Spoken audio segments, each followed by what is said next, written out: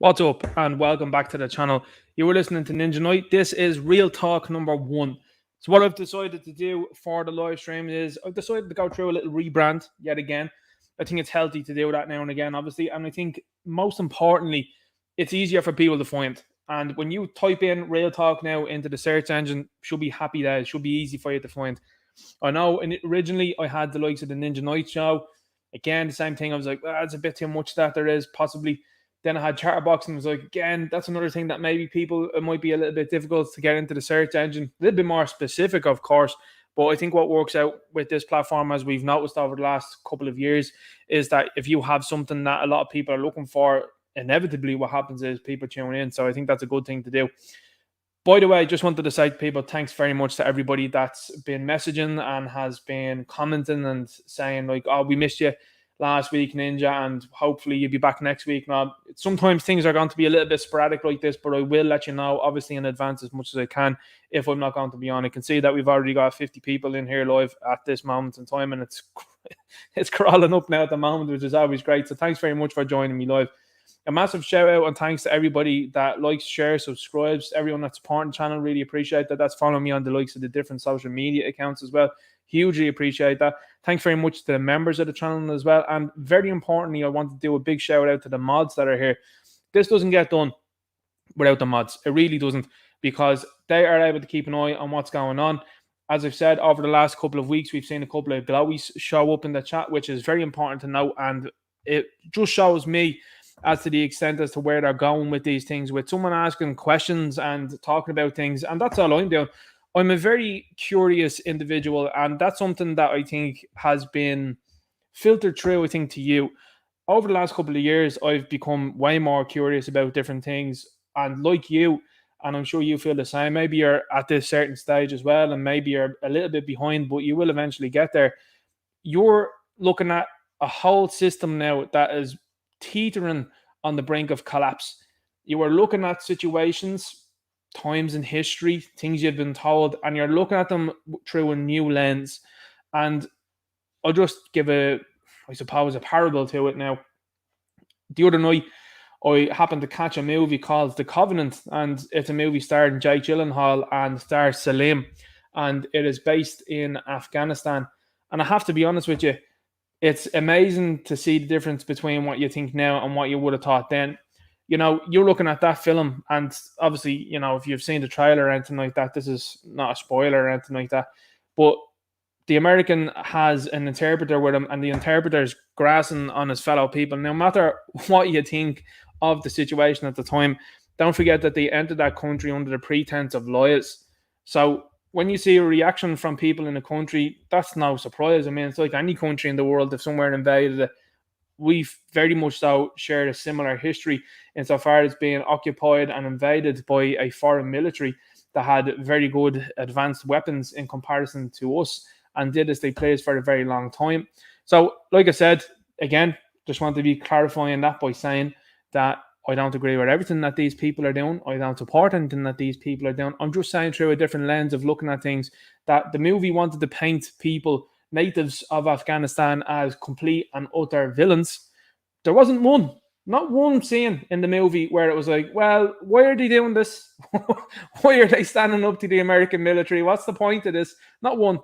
So that's what I'm saying to you about how entertainment as well, and it's important to point out entertainment, how it shapes us and how it shapes how we think. You know, I saw the Critical Drinker recently talking about that, and I like to weave entertainment into these things because it's all linked, because we all consume entertainment. Most of us, there's a few people out there for sure that don't, but these things are all interlinked. And I mean, it's even the Critical Drinker I've seen has kind of fallen off recently. You know, he was giving The Covenant a lot of praise, and I was like, it's interesting that now that is. And then I saw that he was giving Extraction 2 praise, and I was like, you're not going to like link in the same with Nick there, are you not? No. The fact that you have a female there that's able to take on two fellas, and the two fellas are missing their marks. Well, she is.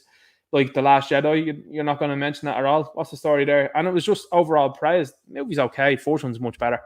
But what I'm saying is, going back to it, you have a whole different perspective of how things are now. And no more so than what has happened with Joe Rogan over the last week or so has really clarified as to how people are thinking.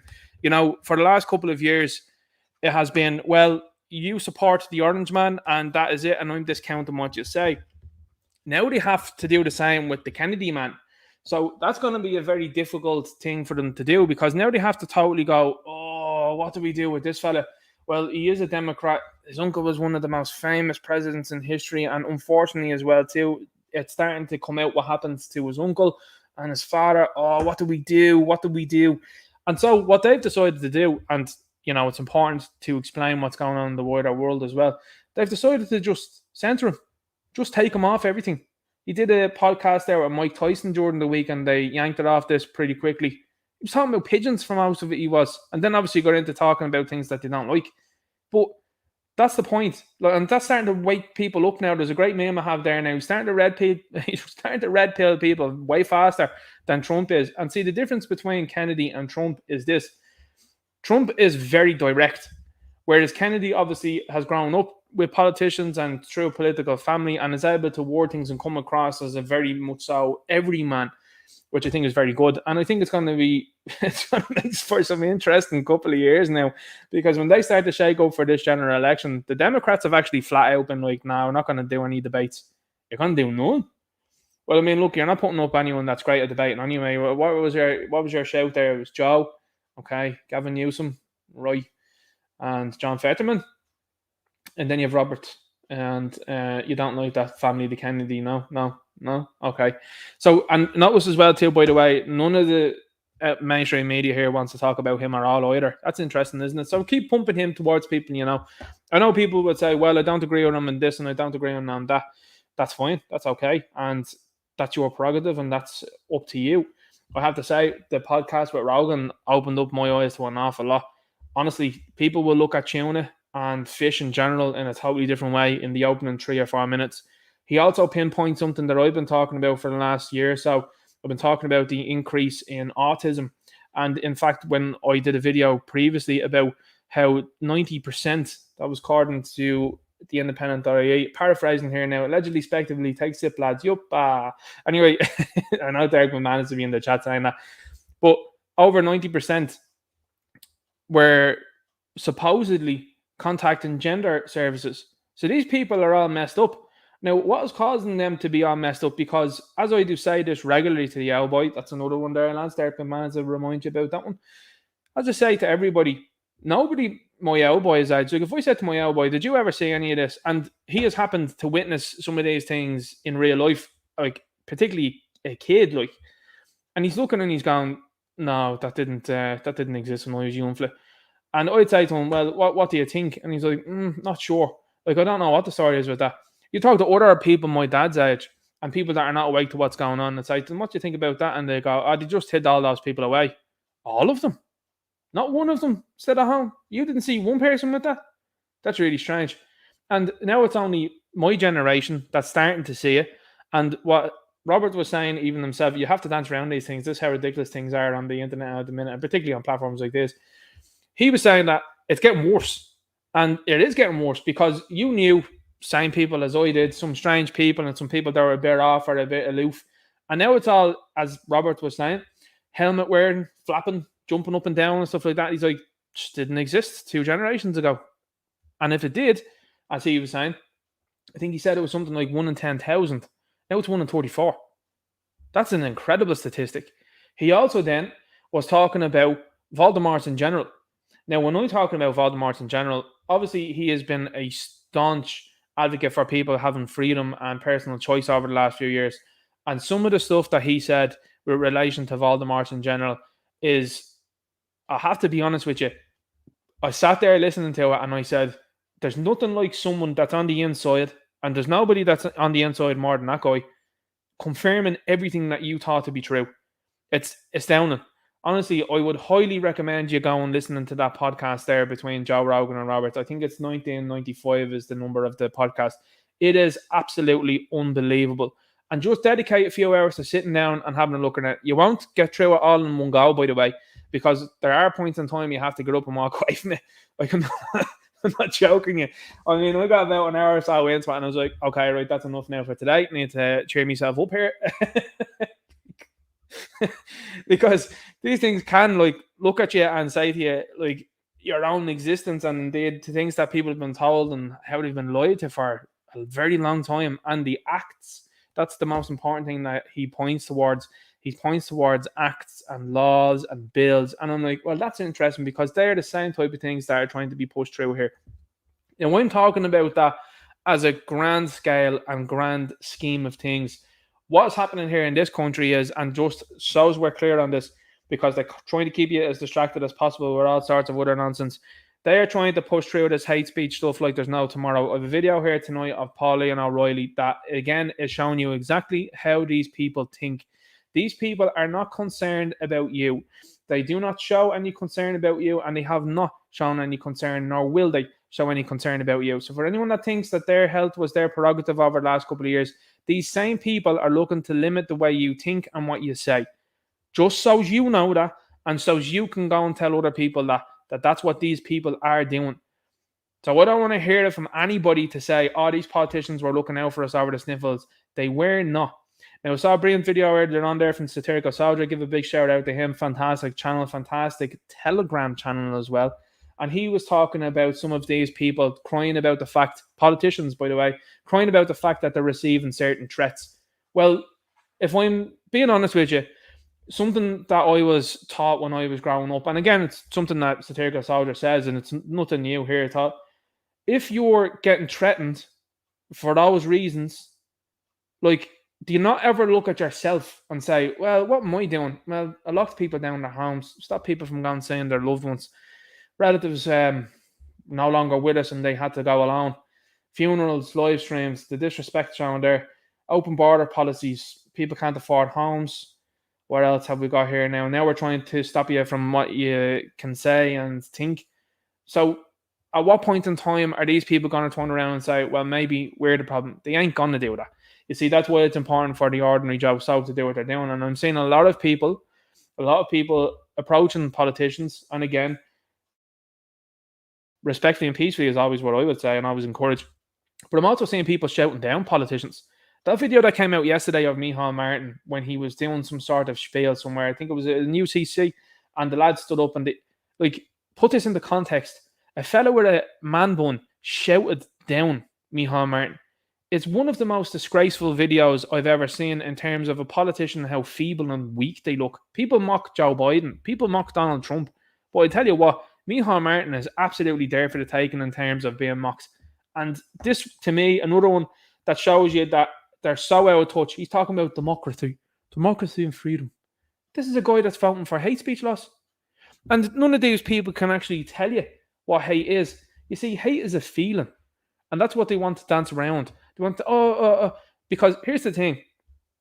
If they're able to get you to take one step back on hate, so that's one feeling. What about all of the other feelings that people feel? What's to stop them from coming after them? What's to stop them from coming after love? What's to stop them from coming after happiness? You see, this is very much so shades of what you've seen in the movie before, and I highly recommend it. It's called Equilibrium, stars Christian Bale. Fantastic movie. But very, I would say, parallel to what's going on. And entertainment, sometimes, as I just say, is drip fed out to you to kind of see what type of reaction you will give towards it. Look at all of the movies that have come out over the years, and some of them banned, some of them totally outrailed. And I mean, I have to be honest with you, what's gone on with the likes of the Gulf countries and countries in the Middle East, they've banned outright that Across the Spider-Verse movie because it had a Protect Trans Kids poster in one of the frames of one of the scenes. That's awesome. Fantastic from the Gulf countries. Fantastic from the Middle East. That's the same sort of energy that should be brought here. And then, as a wilder world, we do live in a world. You have what's going on with the Tates. And that's another situation that you're like, okay, well, the influence and power that these fellas wield now is unbelievable. And obviously is causing a massive problem for them. And it links in them with Robert, because they were talking about, what were they talking about? The military. And why fellas should be saying, hang on here for a second, politicians having a squabble, not my problem. That's exactly what people should be doing. People should be sitting there going, what, you want to join NATO? Well, guess what, Micheál, Leo, Eamon, and the rest of you, because, women are equal now. You head off. You join up. Off you go to the front line there of the blue and yellow flag waving country. Off you go there. There's an old boomstick there for you. There's an old, shall we say, hard hat and vest. And there you go. Bye bye. Have a good time. See ya. That's exactly what should be happening. Because if these individuals, which they are trying very hard to do, try to join that kip and try to militarize this place, that's a very bad idea. And that comes at the same time, by the way, that they're pushing hundreds of foreign fellas into various different facilities around this country, and everybody knows what that's about. Everyone knows that they are in strategic places and that they are going to be utilized sooner rather than later. And if you don't believe me, you think that that's some sort of tinfoil hat wearing sort of thing.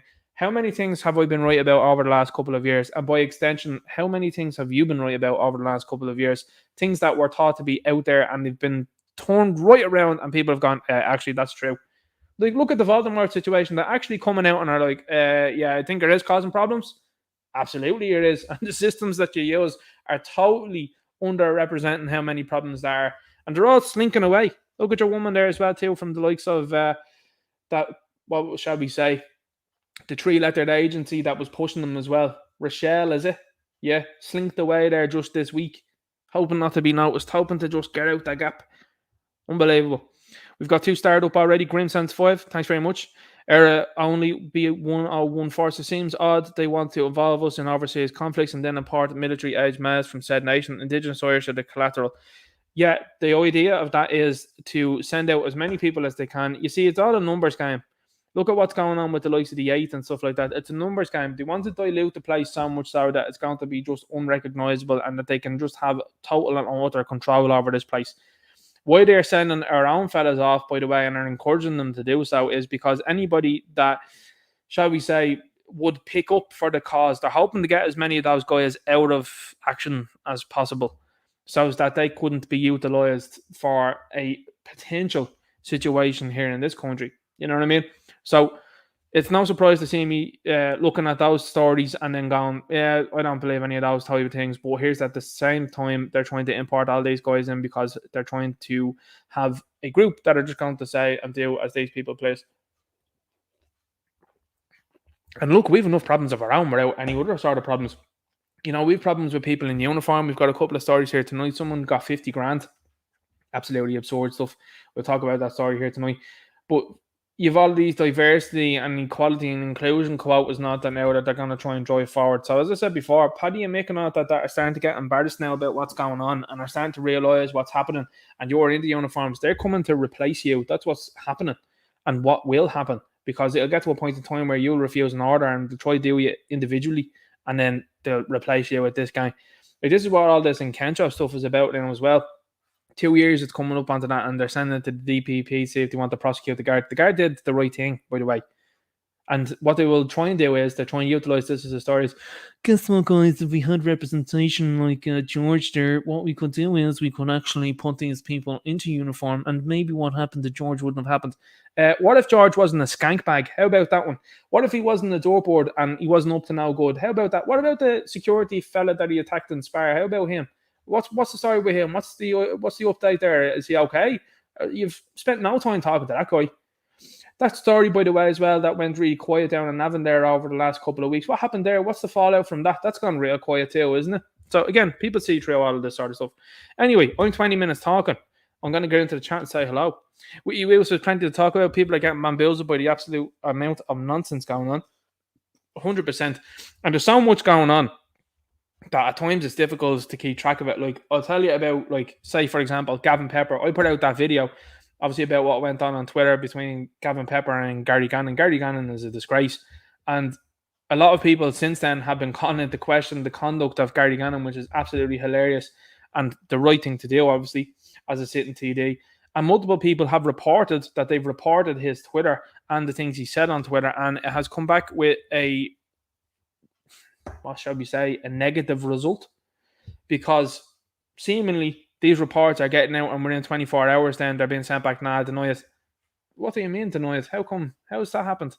So what happened after that? Well, Gavin Pepper found himself raided by the police. So 24 hours, more or less, well, I should say about 48 maybe, allegedly, speculatively, after the little words that were had on Twitter, Gavin found himself raided. And he has put out a video and has said that they wanted to ask him questions about what went on in Sandwich Street, I think it was called, and then another place in Finglas, because there happens to be an incendiary, shall we say, little circles, we will say, in the area. Again, obviously not supporting, not endorsing, disavowing, of course.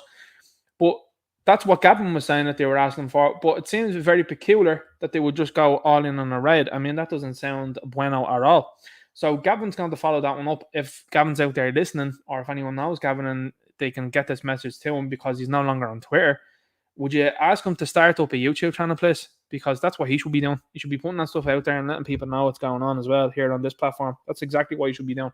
And I said to him before, but it's very important. Then he was outside Twitter HQ because he found himself then suspended from Twitter, which is absolutely mind-blowing, because when you look at the situation that goes on every day and some of the things that politicians say, you're just saying to yourself, how in the name of God are these people still on it? Well, we know what the story is. Listen, I don't have to go into that too much. But he put out a video then, well, Toby did, and shout out to Toby as well. He does a great job on Twitter, doing the Twitter spaces. And he put out a video and he's outside Twitter HQ, and what happened during the video was even more instrumental, I think, than anything else, insofar as he was like, I'm out here looking to see what's going on. Elon, top of free speech, what's going on over here? That's why you should be on Gab, by the way, guys. Get on Gab. And this one comes out, obviously Brazilian, and she's got, hello, can you not feel him? And he's looking around, what did you say?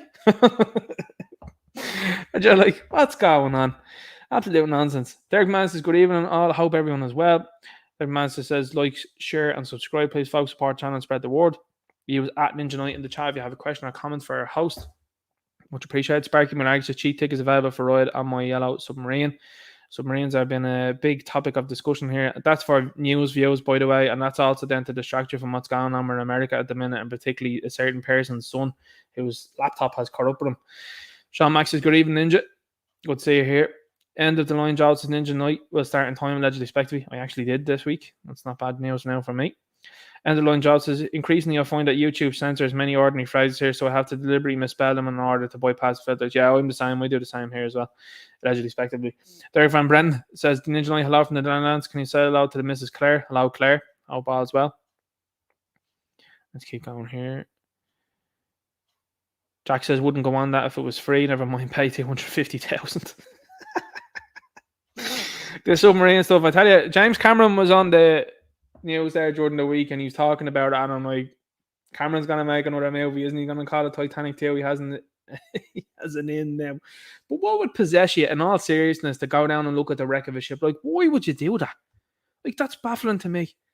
Like, again, it's not something I would ever want to do. You want to be put in a pressurized tin and sent down to the bottom of the ocean to look at something that was broken up down? No, I don't want to do that. No way. I care about my safety. And to be honest with you, I'm one of those people that would be like, that looks dodgy. I'm not getting on that. Like, I'm not a fan of certain things like that. And I'm like, I'll tell you what, let someone else do that. That's what I would do, because I have no interest in that. End of the line, Joel says, Helen McEntee, censorship law, RTE's overpaid champagne socialists and their lies to NATO debate, the ongoing lies about our flooded borders. So yeah, just to link in with that there, RTE are in a bit of hot water. Now, I'll be honest with you, anytime you see the Matrix come out and do things like what it's doing now at the moment, which is supposedly going after Ryan Tubridy, and it is supposedly going after one of the, what's your woman's name? Forbes, isn't it? That's an interesting name, isn't it? About how much Tubridy was paid. Now, what do I think about that? Well, they're going to make a song and dance about that, because guess what's happening at the moment? The RTE TV license is struggling at this moment in time. And when it's struggling, what it's been made up to do at this moment is they are looking as much as possible to try and make this license into a tax. So that means that people wouldn't be able to opt out of it. And you've got a lot of people now, and as I've said beforehand, you've got a lot of individuals that are looking towards their whole situation at this moment in time.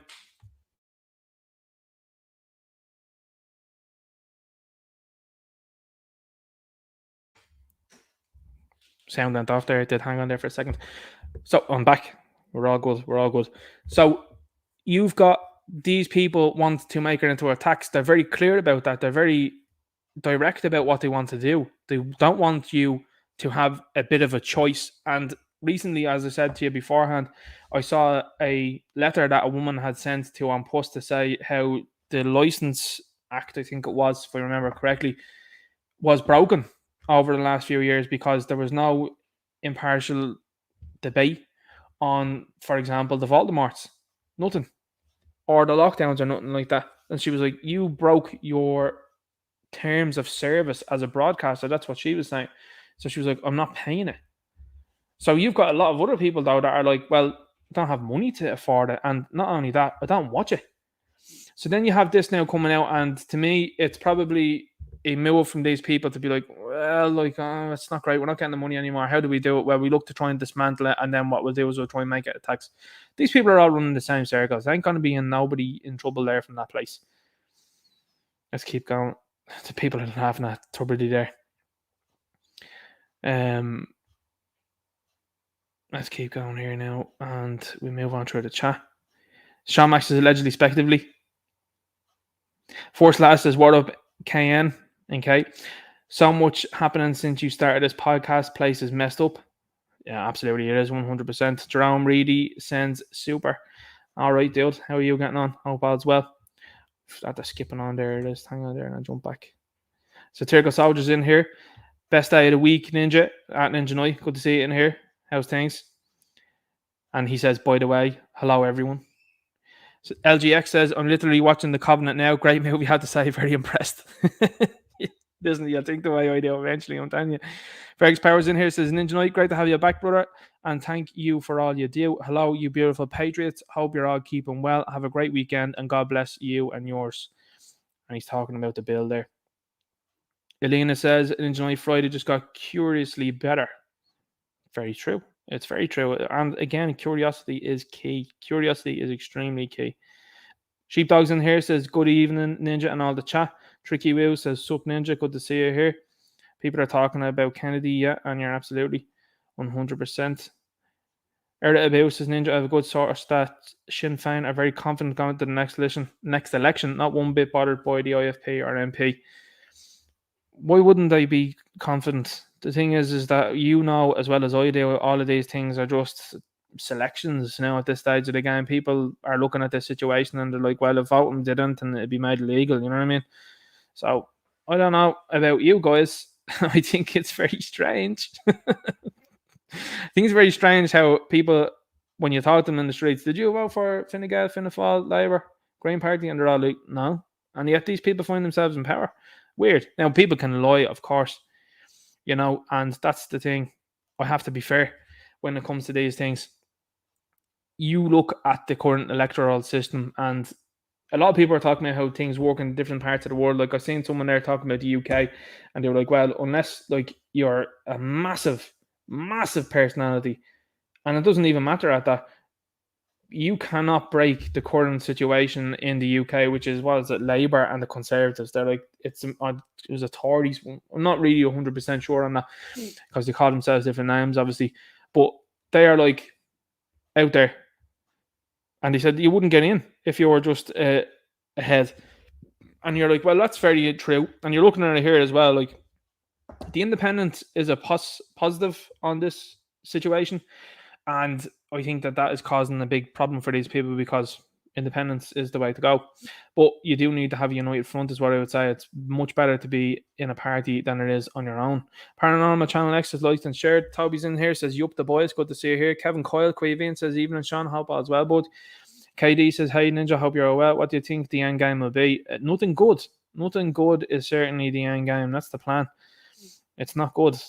And the attempts that are being constantly made with people, see, it's like Tate was talking about during the week. If anybody hasn't caught that podcast with PBD, have a look at it. Pointman's in here, says, how's it going, folks? It gets to a point in time which these people are at where money isn't an object for them. They don't care. I mean, look at the Five Guys. That's a very... Five Guys talking about people be like, are you talking about the burger place? No. Talking about these fellas that went on the submarine. That's a perfect example of what these people in these positions are up to, because they could do anything they wanted. They can drive the best cars, live in the best estates, live in the life of luxury. And they chose to get into a tin pot and go down into the bottom of the ocean, onto the ocean floor to look at a wrecked boat, ship. We go with ship? We like that's what they did. So if they're willing to do that as multi-millionaires, and I think there was a couple of them there that were billionaires, what do you think all of these other people are willing to do? And human life to these people is completely and utterly cheap. Like they don't mind at all. They have started all sorts of skirmishes around the globe and have done it for years, for a very long time. So they're not concerned at all about you. They're not concerned about your health. And it's like even what Robert was saying the other day. He was talking about Hep B, and he was like, "What is that?" And Rogan's looking at him, it's like, and he explains to him, he's like, "It was made for a specific, very specific cohort of people, and then there wasn't a big uptake there, and then they went, we can promote this to expectant mothers, and it went through the roof." So he's like, "You're printing money then." They're absolutely printing money. So he is absolutely 100% on the money with that, and that's why they're as upset with him as they are. Now, we'll jump into this here. This is Pauline O'Reilly, and this comes from Grift. And a big shout out to Grift, by the way. They're doing a stellar job over the last number of months, and indeed, they have been doing a very good job at asking these people questions. Anytime that you see these people get upset when they see Grift is a very positive message. Streaky Bacon says, "I have a strong feeling Nigel Farage may be next PM, despite the fact Force passed the post system. People are sick and tired of Labour and Tory to join a smaller, more nationalist-minded party." The problem there again, like that, is because that country is so different. It's very difficult then, and that's the aim of the game, to get one base patriot into the place. America's a different story, I think, at this moment, but we'll see. We'll wait to see. The point man says the fact that Irish Anonymous cried when Tubridy retired from the Late Late shows. Hang on, that's skipping on me there. Shows what sort of clowns we are dealing with in this country. That's the same every year. What do you get every year when it comes around to Christmas time? Are you sitting in watching the Late Late in your new PJs? No, I wouldn't be doing that. You wouldn't catch me doing that. So let's have a look at what Pauline O'Reilly was saying.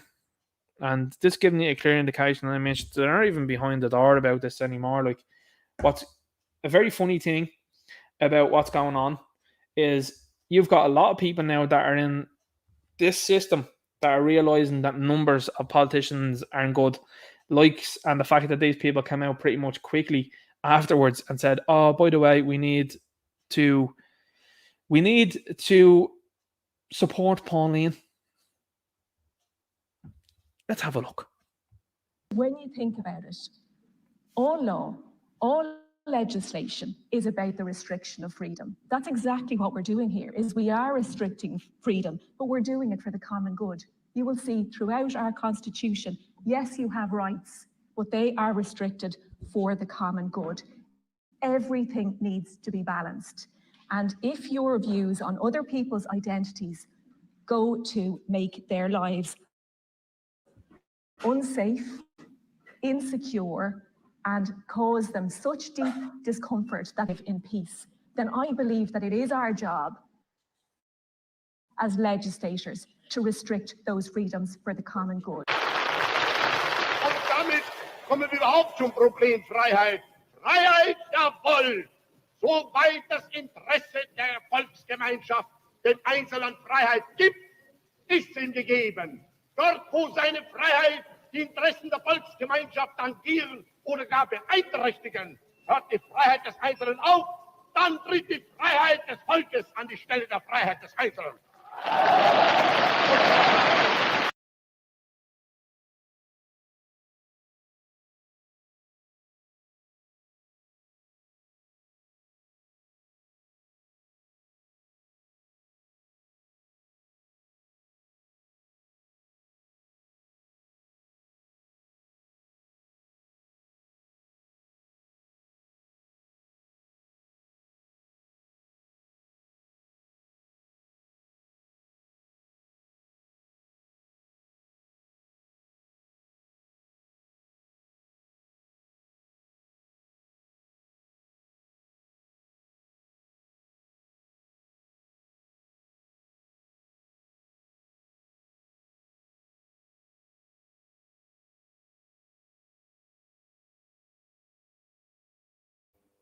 Sorry, folks, I think that glitched on my end. I'll play that again and make sure that we can all see it.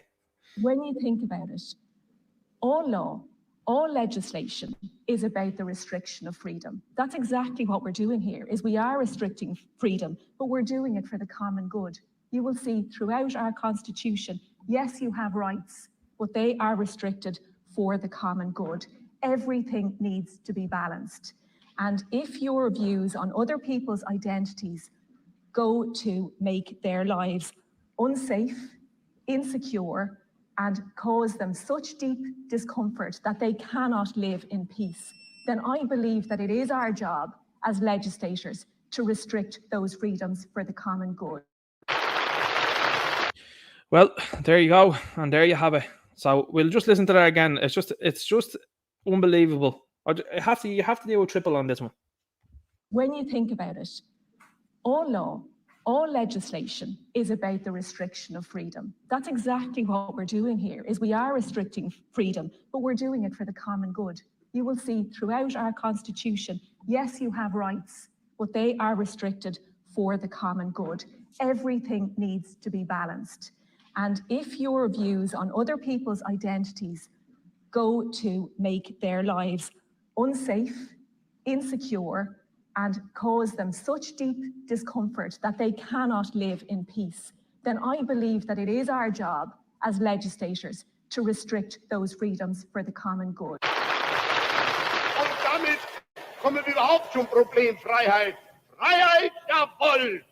Soweit das Interesse der Volksgemeinschaft den Einzelnen Freiheit gibt, ist ihm gegeben.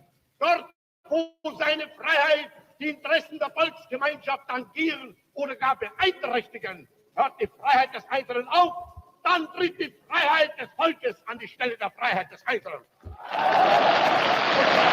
No, I don't speak German. I'll be honest with you on that one. That's a very clear and obvious statement. You have a very bad situation at hand. I'm being honest with you on that one, guys. When you have these people standing up there, and yeah, we've got. Is my sound good, Toby? Toby, is the sound good? We're all good. Hang on there for a sec. Sound's gone. Working again. Okay, our sound is good. Our sound is good. It's good. So let me just double check. Yeah, we're good. We're good to go. So you've got a politician there who is realizing in real time and has been caught in real time talking about laws and how they're to impede your freedoms. Well, here's the thing. When is the last time that you've noticed a politician here in Ireland go to jail? When is the last time a politician here in Ireland has gone to prison for a very long time?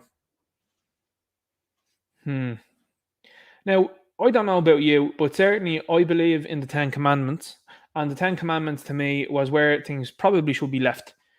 I think they are a very good moral compass. I think they are very good at giving you the principles that you should have.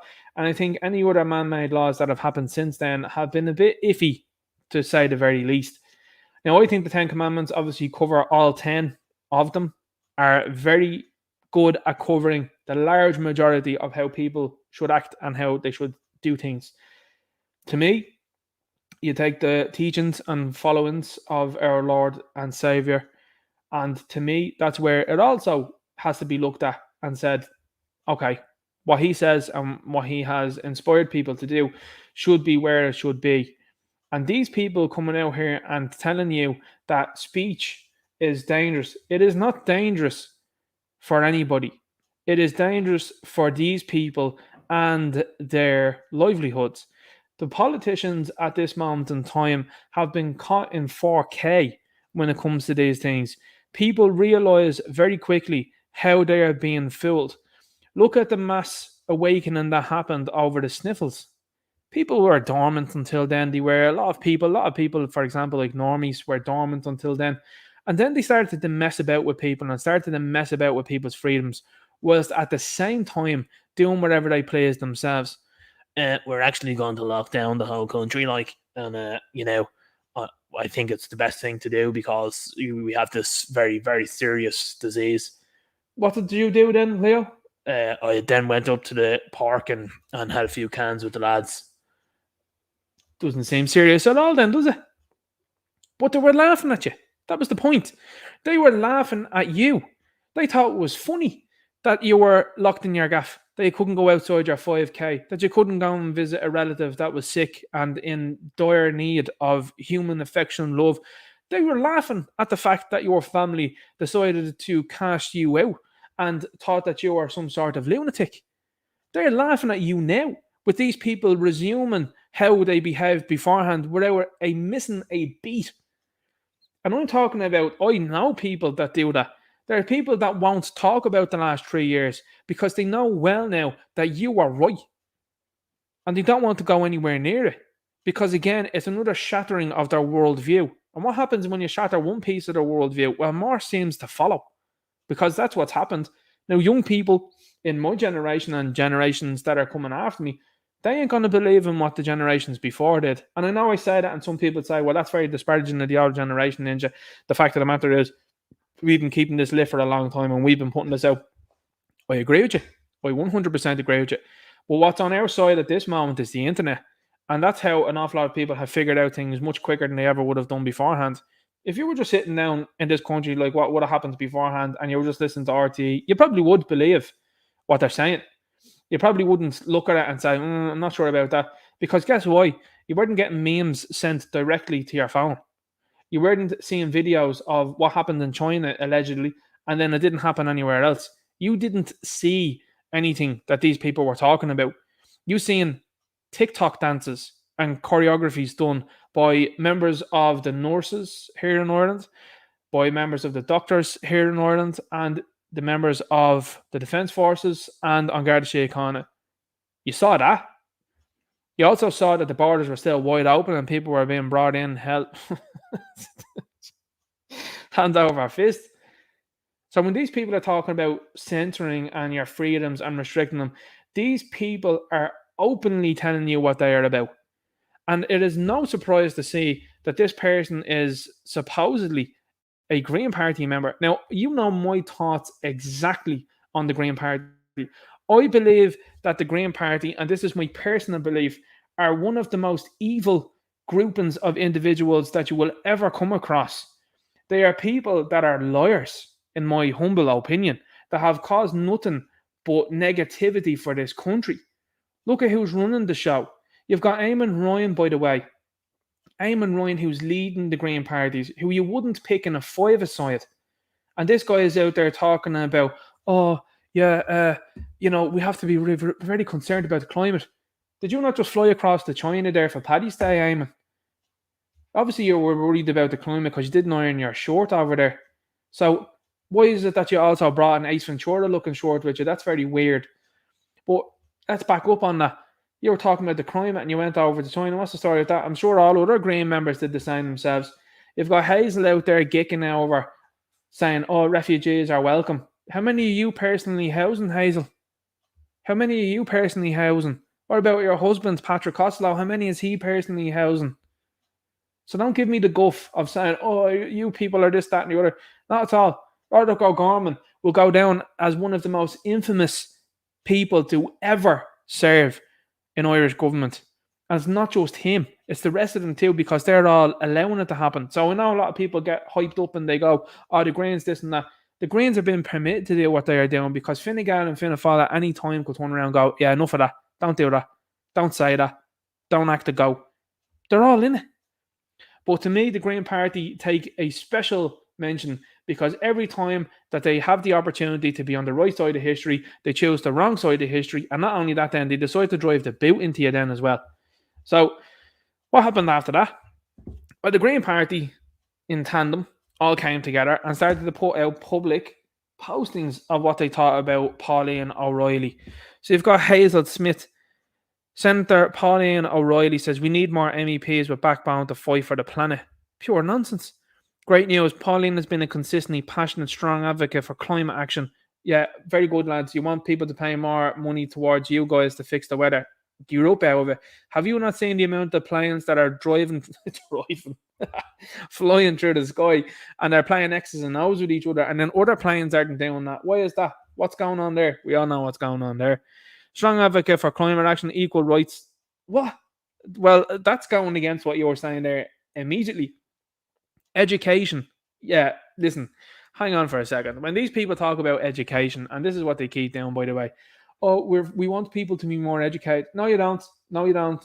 What you want people to do is you want them to be more docile and regurgitate what you told them to say. That's what you want. You don't want people out there being free thinkers. You don't want them thinking independently. You don't want that. You want them to be able to regurgitate what you've put out. She has travelled the entire country listening to grassroots. Well, that's very against the climate stuff then, isn't it? Wouldn't you not say that?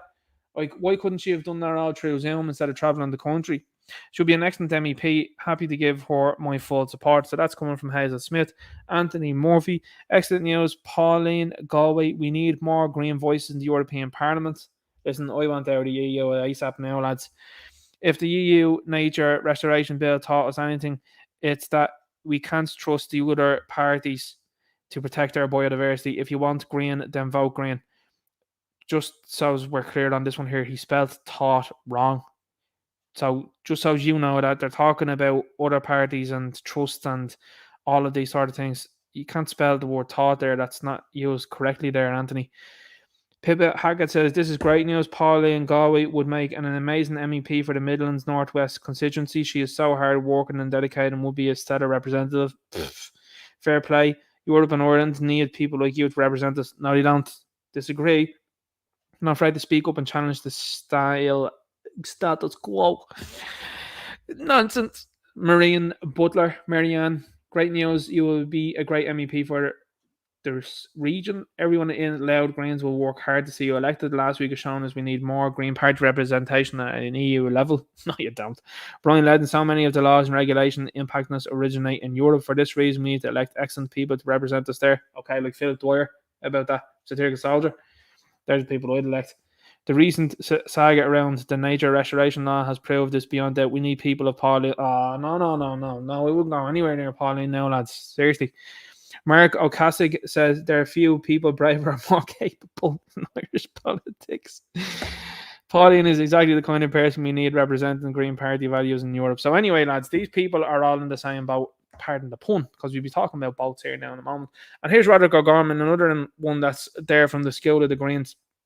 Of course, Roderick is super duper brave, and in Gay Pride Month, you can see here, by the way, he's putting out the two flags there. That's the Gay Pride flag, and this one there is a Mrs. Doubtfire flag. Okay, so they're very clear now about, oh yeah, no, we're involved with this here. So Roderick is so brave during Gay Month, okay, that he's decided to limit his replies. Now, he's gotten 46 quotes on the tweet, which is generally a very big negative. It's mostly people telling him what they think of him. But he's gotten 20,000 views. So we'll just say 20,000. It's more close to 21,000, but we'll just say 20,000, okay? He's gotten 72 likes on this. That's a bit at odds, isn't it? So he says, pleased to announce the LGBT Alphabet Soup Community Services Fund call today with 900,000. That's nearly €1 million.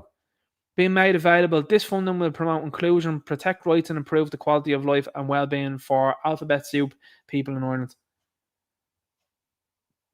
Nearly €1 million for nonsense, lads. Just letting you know that. So anytime that these people come out and go, we don't have the money to fund new hospitals, which is a very good out there for these people. We don't have money to extend hospitals. Yeah, but you said that's why you locked the place down, because the hospitals were too small and you couldn't fit anyone in them. What have you done since then? Well, you're trying to close Navan Hospital. That's interesting, that one. And you're not looking to build on any of them. And matter of fact, you're actually trying your hardest to try and stall the Children's Hospital for as long as possible. That's a bit odd, isn't it? It's counterintuitive, is it not? And £1 million now to this nonsense. No thanks. The funding call coincides with Pride celebration as we recognise the need for greater access to community support. Like, what he's talking about there, right, by the way, he's talking about like a group chat. Nearly £1 million for a group chat of people to come together and go, I don't really follow the narrative of things. Like, nonsense. And now you've got these three here, by the way. You've got LG and B, who have nothing in common, by the way. They're women that like women. They're fellas that like fellas. And these are people that are gay for a day.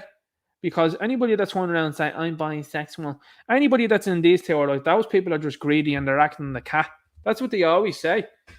But what's going on is these three here are distancing themselves from all of this here, because what these three realize now is that this means mental illness. When you go down through, when you take a line and go straight down it like this here, ironically, you get mental illness. And that's what these three are figuring out now. They're like, oh, we thought you guys were just bigotophobes. And it's like, no. Listen, I don't agree nor support what you're doing. But once you're a legally consenting adult and you're engaging with another legally consenting adult and you're behind closed doors, whatever you choose to do is up to you. I couldn't care less.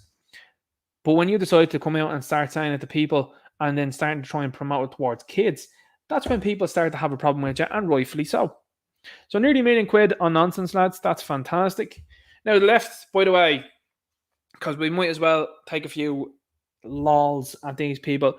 These are the type of memes that they're sticking out there. So whilst we talk about the likes of the millionaires and billionaires that are looking to go to the bottom of the ocean, which I think is ridiculous, as you know, they're like, my God, guys, I can't believe you guys are out there and saying that these guys are victims and these guys are criminals.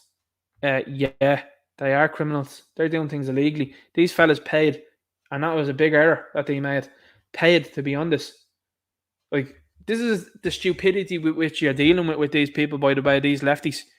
They think that this is a win. They think that this is a meme that's, oh, we're taking it to the right, lads. We're taking it to the right, lads. Well, here's one way of looking at these things, because I have to be honest with you. Again, I was looking at what Tate said last week, and I was nodding. I found myself nodding along, and he's there talking to PVD, and then he's talking down to Sosnick, and you're looking at them. And Tate goes, yeah, did you see what happened in America? And PVD talks about that, and he says, yeah, I saw the Muslims there that decided not to celebrate this pride stuff. In fact, actually caused a big ruckus over in New York, from what I understand. And now you've got the left and news outlets that are like, the Muslims are far right. And Tate then says, a lot of Western countries, he says, don't realise, he says, that they've been aimed at these people and have told not to like them. Now, again, as I said, you've got some people out there, and for sure, I agree with that sentiment insofar as that you've got some out there views that are shared by these people, and I don't agree with all of them. But certainly when it comes to conservatism, Tate was going, these are your allies. And I was looking at it, I was like, okay, right, we have a new lens here. We've got a very interesting lens here. And what happened here only recently, you had the Catholic Church that came out and said, no, lads, we're not in favour of any of this pride stuff or any of the stuff that's been taught to kids or anything like that at all. And what happened quickly after that? The Muslims came out and were like, we're on board with you as well too.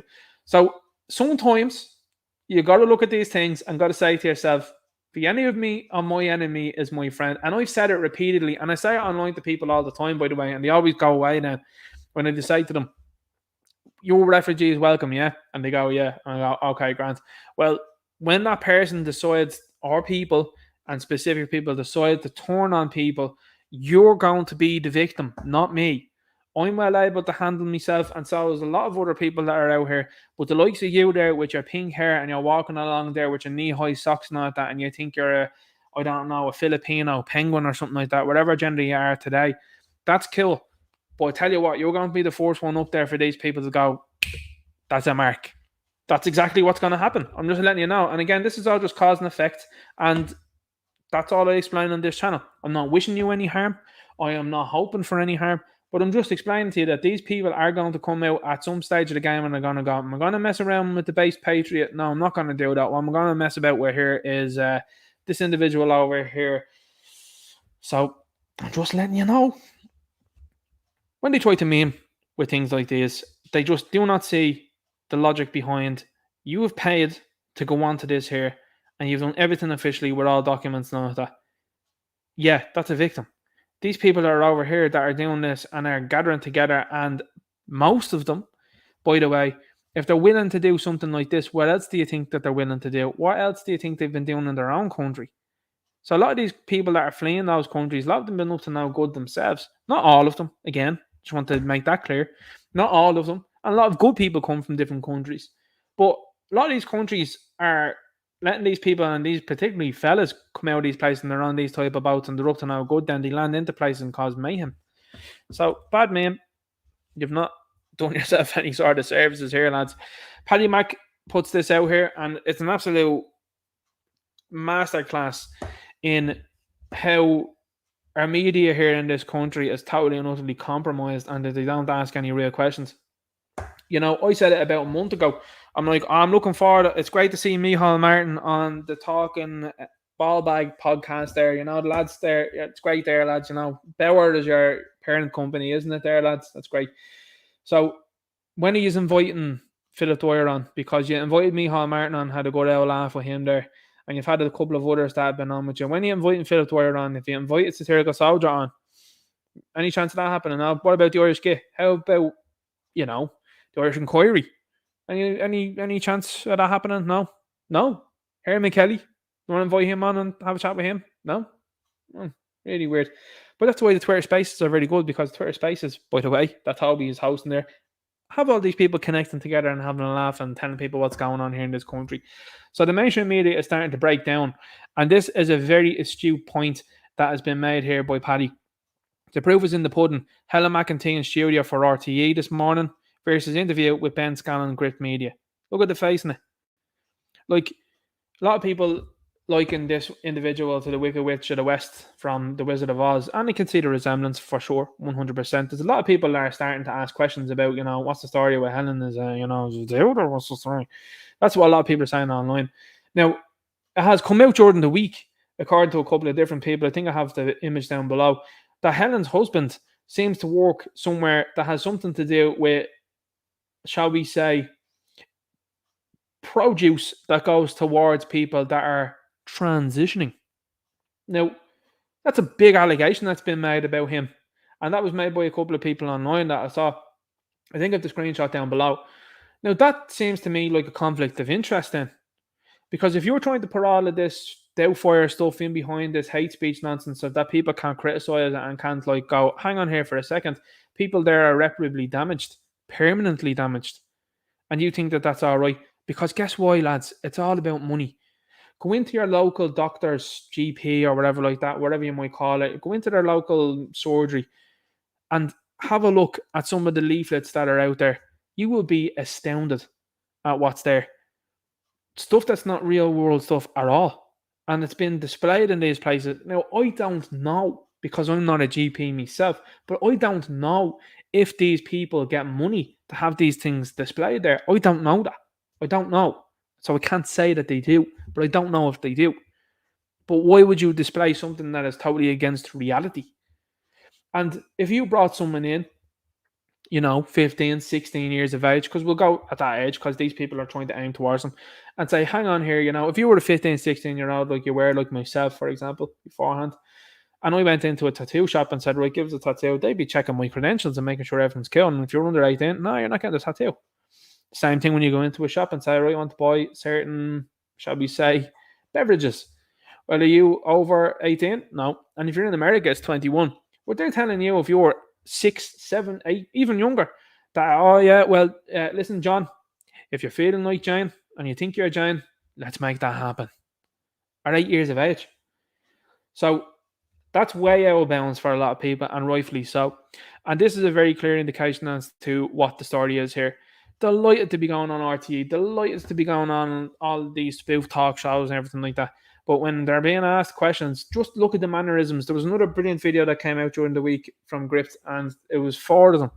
If I remember correctly, I think it was Eamon Ryan, Leo Varadkar, Micheál Martin, and Roderick O'Gorman. No, it wasn't, sorry. I think it was Simon Harrison, not Eamon Ryan, if I'm mistaken. It's one or the other anyway. But all 4 of them were absolutely disgusted. They were like this, they were looking at Gript. And that's a great thing, and fair play to Ben. I mean, as I said before, I really like Ben, and I think Ben does a great job, and he puts them on the spot and asks them the pertinent questions. I've got a screenshot here this evening of another poll that I've done of people if they support Helen McEntee's hate speech law, and the answer is a resounding no.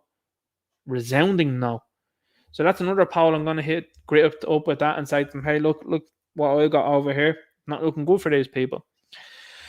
So we've got the Garda. It's great to see this now. The Garda info has blocked me on Twitter, by the way, because I asked a couple of questions. I was always respectful.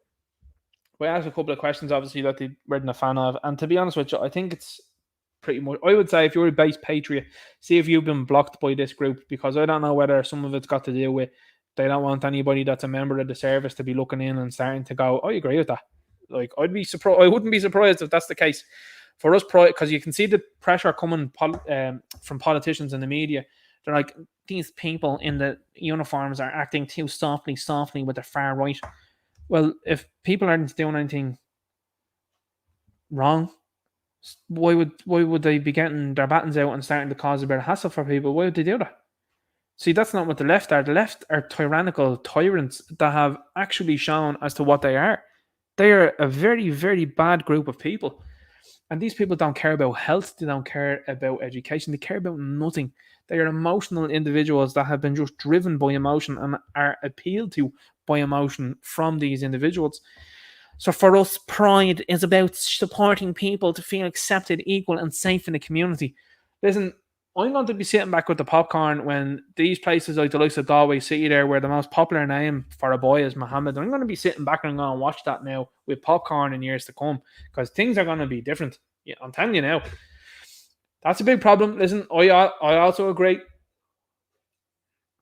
that when it comes to the likes of this multiculturalism, as Sweden is ringing the alarm bell right now. Sweden's out there and they're like, guys, this is a bad idea.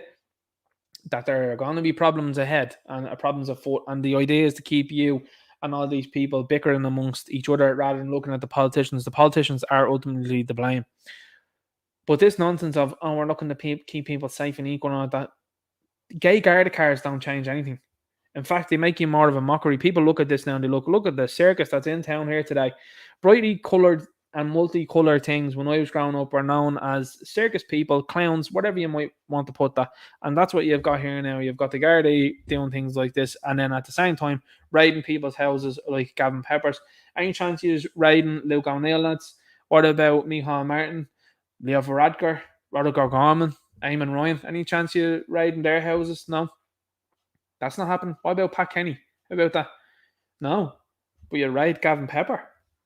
Weird. That's weird. We're proud of our off-duty colleagues that will take part in Dublin Pride.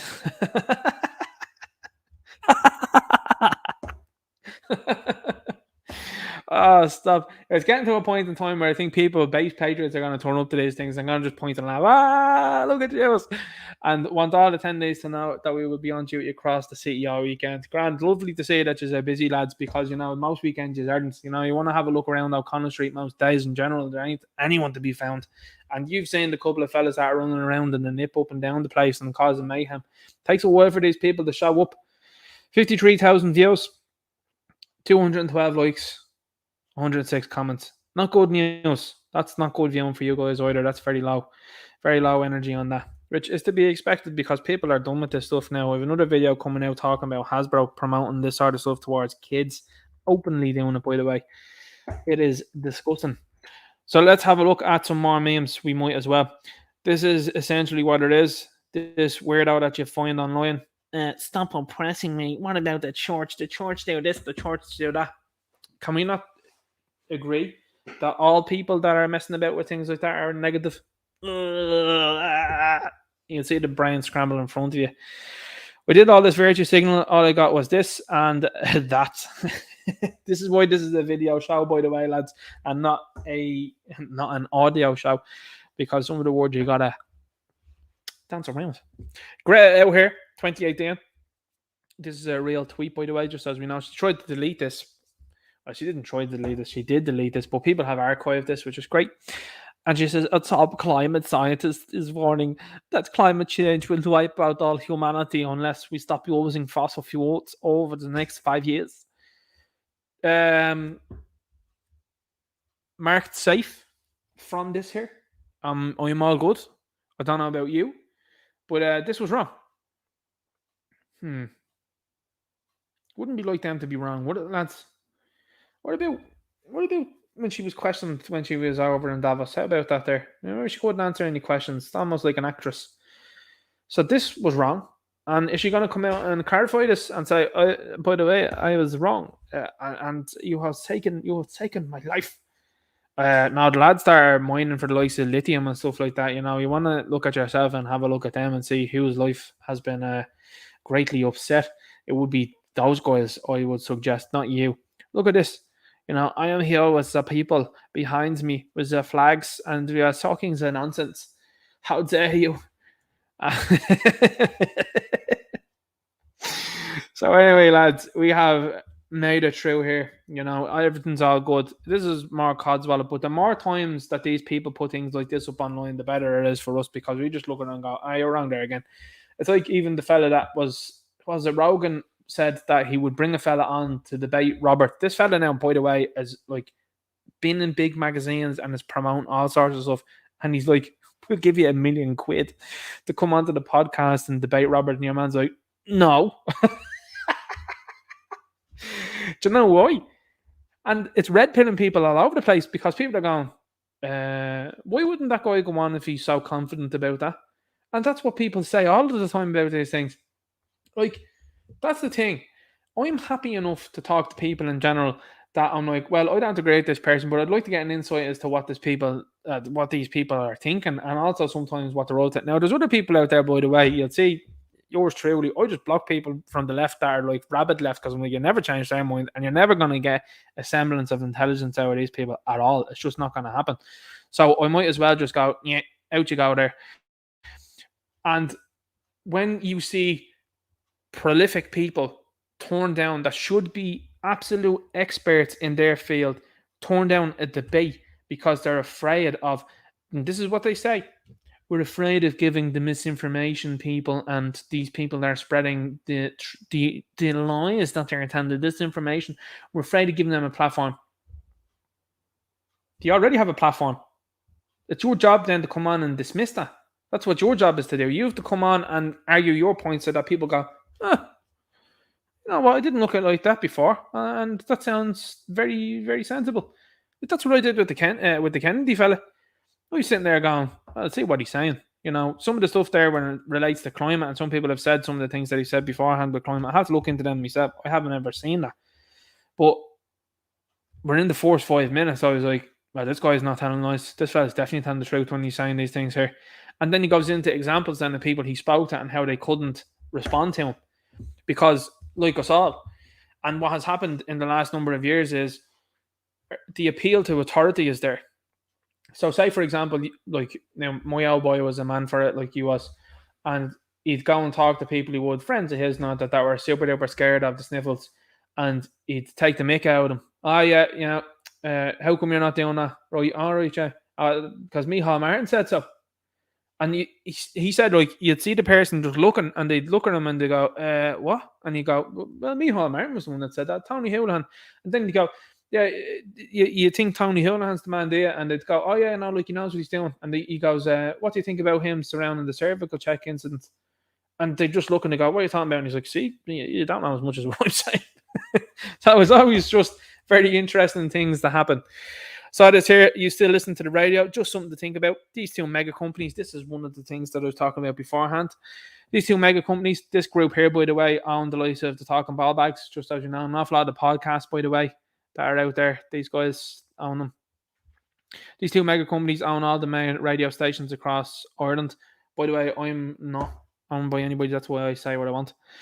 Just imagine the power of this. You can literally make the Irish people believe, think, and do anything by playing them identical news on each station on the hour, every hour, 24/7, 365 days a year. You've got News UK on all of this group here, according to this person. So this is a very astute and correct point. I get my information from various different people, and see, this is the difference, and this is how these people haven't factored in the internet at all. I can get a variety of different people that will say and do a variety of different things. And that's something that Robert even says himself. You can have two people, he says, that graduate from the same college, he says, doing the same types of exams, and they do the same, modules and subjects and all these things. And he says, but they can be on opposing sides and argue for things differently. He's like, that's how these things work. But at the same time, to take it from that point of view, you can have people that come from one organization and they are told something and they are told to believe that and repeat that, and then they go on and spread that amongst other people. It's like even Tate was saying during the week, and it's a very interesting point to be made, and it's something that I liked, and I was like, well, that's something for sure that I would recommend to people. He talked about deprogramming. Now, what do I mean by deprogramming? Well, he was talking about the fact that he says, like, the likes when his kids go to school, and now you're starting to see a big shift to that one. You see all of the TDs, by the way, and the president talking about homework. Let's abolish that. Why would they want to be abolishing that? Well, it seems to me, from what you can see, they're increasingly trying to move a lot of homework online, according to these people. And I get messages from people all of the time that say to me about what's going on in their sector and what's going on in their jobs. And they say to me that they are looking to move onto online. And what will happen then is, oh, no, we don't have to do it. Instead, the homework is abolished, lads, and we're going to do all our work in school, according to these people. That means then that barrier and that link between you and what's going on in school is severed at that time. You can't see what's going on unless the kid tells you. So that's what Tate was saying. Tate was saying the job is to deprogram those when they come home, and this is the way to deal with it as a layperson, as he was saying, multi-million pound individuals like himself don't have to worry about these type of things because they ain't going to go to the public schools or anything like that. They don't have to worry about that. He says what I would do is I would sit down and speak to the child and ask them what they learned that day. And you can make the point for how are they trying to manipulate you? Why would they want you to believe this certain thing? What is the end goal to that? And why would they want you to do that? Say, for example, you look at for years, people learned about WW2 and they taught a very specific and certain thing, and the number of 6 million is drummed into it. The numbers of the Russians, for example, isn't drummed into it, is it? And that was significantly more. They're not wanting you to ask questions about that at all. There's countries, in fact, that have outlawed it. They've outlawed you asking questions and saying, not sure if that happened the way they're saying it did. So that's a very negative thing. They're looking to do the same here, by the way. And during the week there, I can't remember the name of the individual, but was standing up and was talking about the fact that they didn't think the bill was protecting people of Jewish faith. Specifically, like, named them. And you're looking and you're going, that's not just me now. That's definitely up to something here now. And then you look at the way the world and you go, well, who owns and runs everything? It's a lot of these people. Look what's going on with Manchester United at the moment. Manchester United, they can't get that family out. It's virtually impossible at this moment. Now, something might get done, but those people are going to be 6 billion richer, even though they put the club in debt. Like, how does that work out? How does that work out? So anyway, going back to this here, that's the power of these things. And when you can't look at other commentary, if you can't look at other resources, I would say, how do you know any of this stuff is fiction or if it's fact? And that's what I'm saying to you. You got to look at this and say, well, this is coming from these two. Whereas my information comes from multiple different sources. And I'm like, well, I've checked that one against that one. That one seems a bit more logical. But that's not what you're getting here. This group just bought that group, maker of certain things to do with hard stuff. You know, that's again, that's the meme. The meme's good. Irish lefties called this man a danger to kids. That's Enoch Burke on the left there. And on the right-hand side, you've got a Doubtfire there, but celebrate this man reading stories to kids. How come these people, by the way, these fellas that are feeling so inclined to read books to people, how come they never go to, like, I don't know, old folks' homes? How come they never go there? They're people that would like a bit of comedy, certainly would have a better laugh, and I'm sure would be well up for people coming in and reading them stories, dressed up as all sorts. No, you don't want to go and speak to them, though. I find that weird. Do you not find that weird? And there you go. This is what you've got with the mainstream media. It's afraid. Starship Troopers. That's the Covenant I was talking about there earlier on. Good movie. You know, can switch your brain off during it, but the whole thing I thought throughout this movie was this fella's in a country he shouldn't be in, first and foremost, under the pretense of a lie. This fella now is selling out his own people, and they tried to make him out to be some sort of hero. And here's the thing, right? This is a spoiler alert for anyone that's going to watch this. They actually actively stay 10 minutes, I think, into the movie where this guy is involved. And, like, yeah, he was involved in a certain trade to deal with H, you know what I'm talking about there. Very negative stuff. And he gets a bloody visa then to America.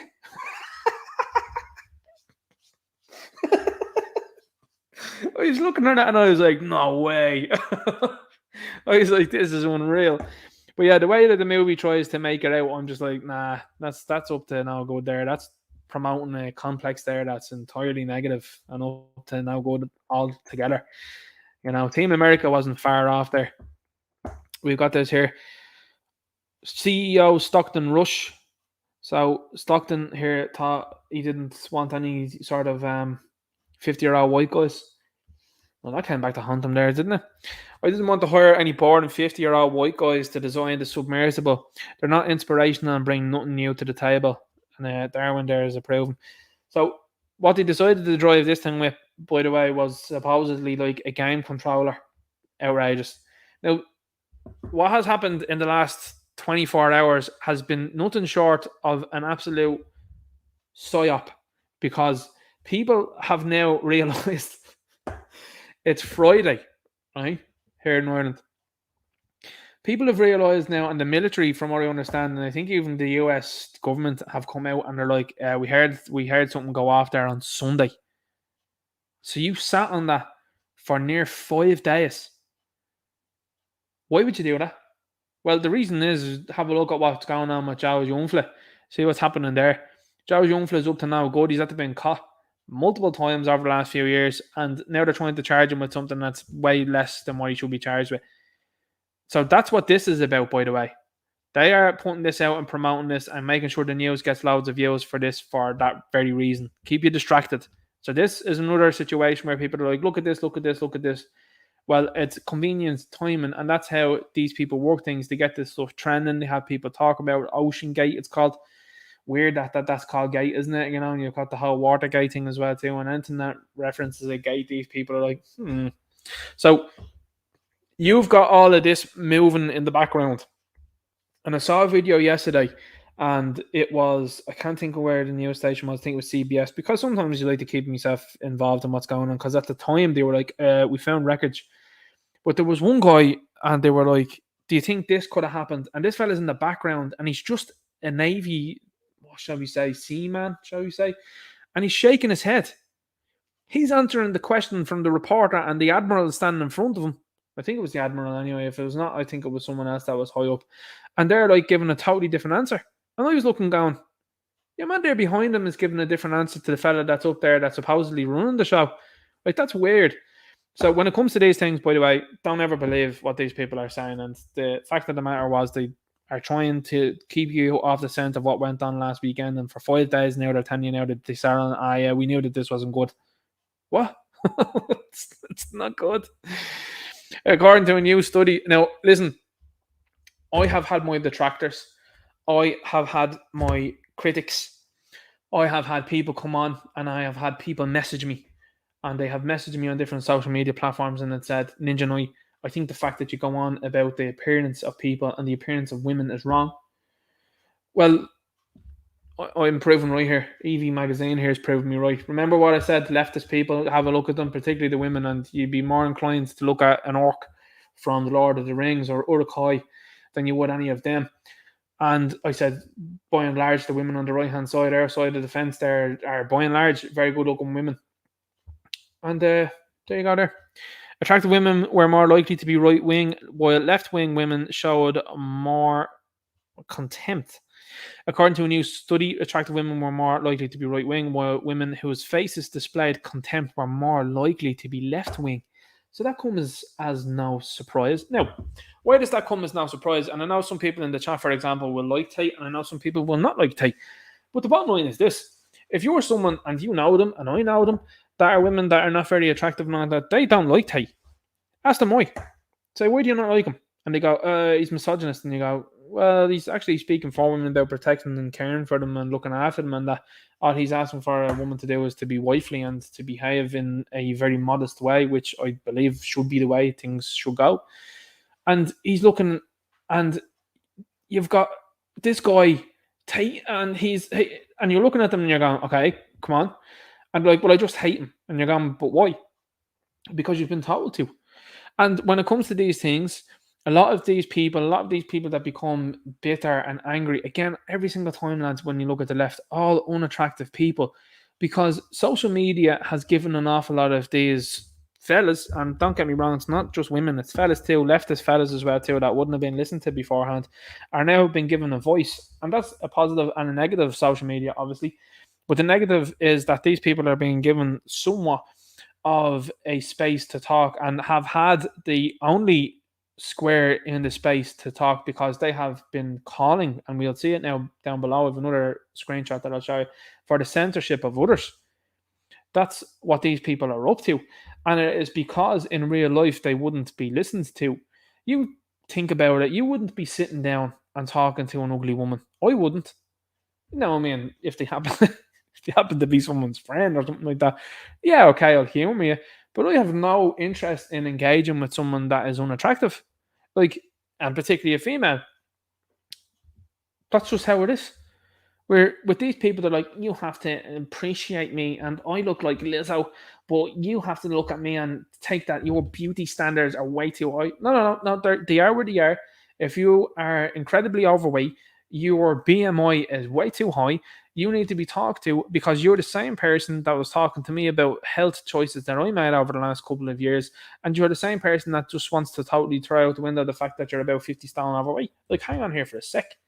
And then, of course, then you've got a lot of these people that have complexes themselves with the fact that they wouldn't have been listened to or wouldn't have been paid any attention to when they're growing up. And now they see social media attention. And of course, then you've got the little fellas that lurk around, the Will Wheatons and the bald bearded eggs that would be there, like the little skinny fellas, you know, the creepos that are out there that like to hang around with these people. You're totally right.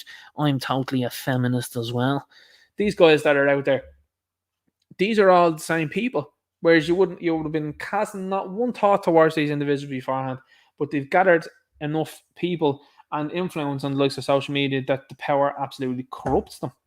So it's no surprise to me to see beautiful women are the ones that are on the right side of history. It makes total and utter sense to me. Look at this here. Tom, you're not going to believe this. I love The Sopranos. Paulie and Christopher, absolutely unbelievable. Our patience is growing thin. Ours too. It's safe and effective. And look at this there. Everyone that got it. The memes that are coming out are unbelievable. I love these memes. Absolutely unbelievable. That's a dog. That's a turkey. Oh, that's what these people are like. Look at this. This is actively the type of person that you're seeing online nowadays and in these circles. That's why the numbers aren't dwindling, by the way. Very nice Pride logo. Now let's see the one you made for the Middle East. Love it. I love it. Absolutely love it. Let's keep going here. We got some more bangers here to talk about. So we've got this one, and this was very poignant. I have to be honest with you, because I was like, well, there's an awful lot of what's going on now is probably applicable to this here.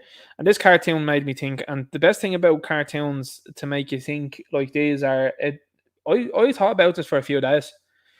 And I was sitting there and I was like, yeah, you know, the Americans and the British were just told to go over to these places and that these fellas are the bad guys. But nobody seems to really know what went on over there, because you've got people that are coming out and are now being outed as false survivors, shall we say? We would say that one.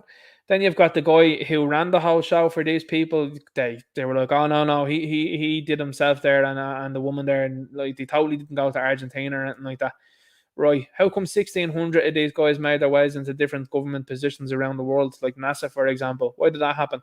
That's weird, isn't it? How come the fella that's running the blue and yellow flag waving country, how come some of the people in the Azov regiment are flying certain flags? What's the story of that? What religion is your man that's running the blue and yellow flag waving country? I find that to be very weird to do.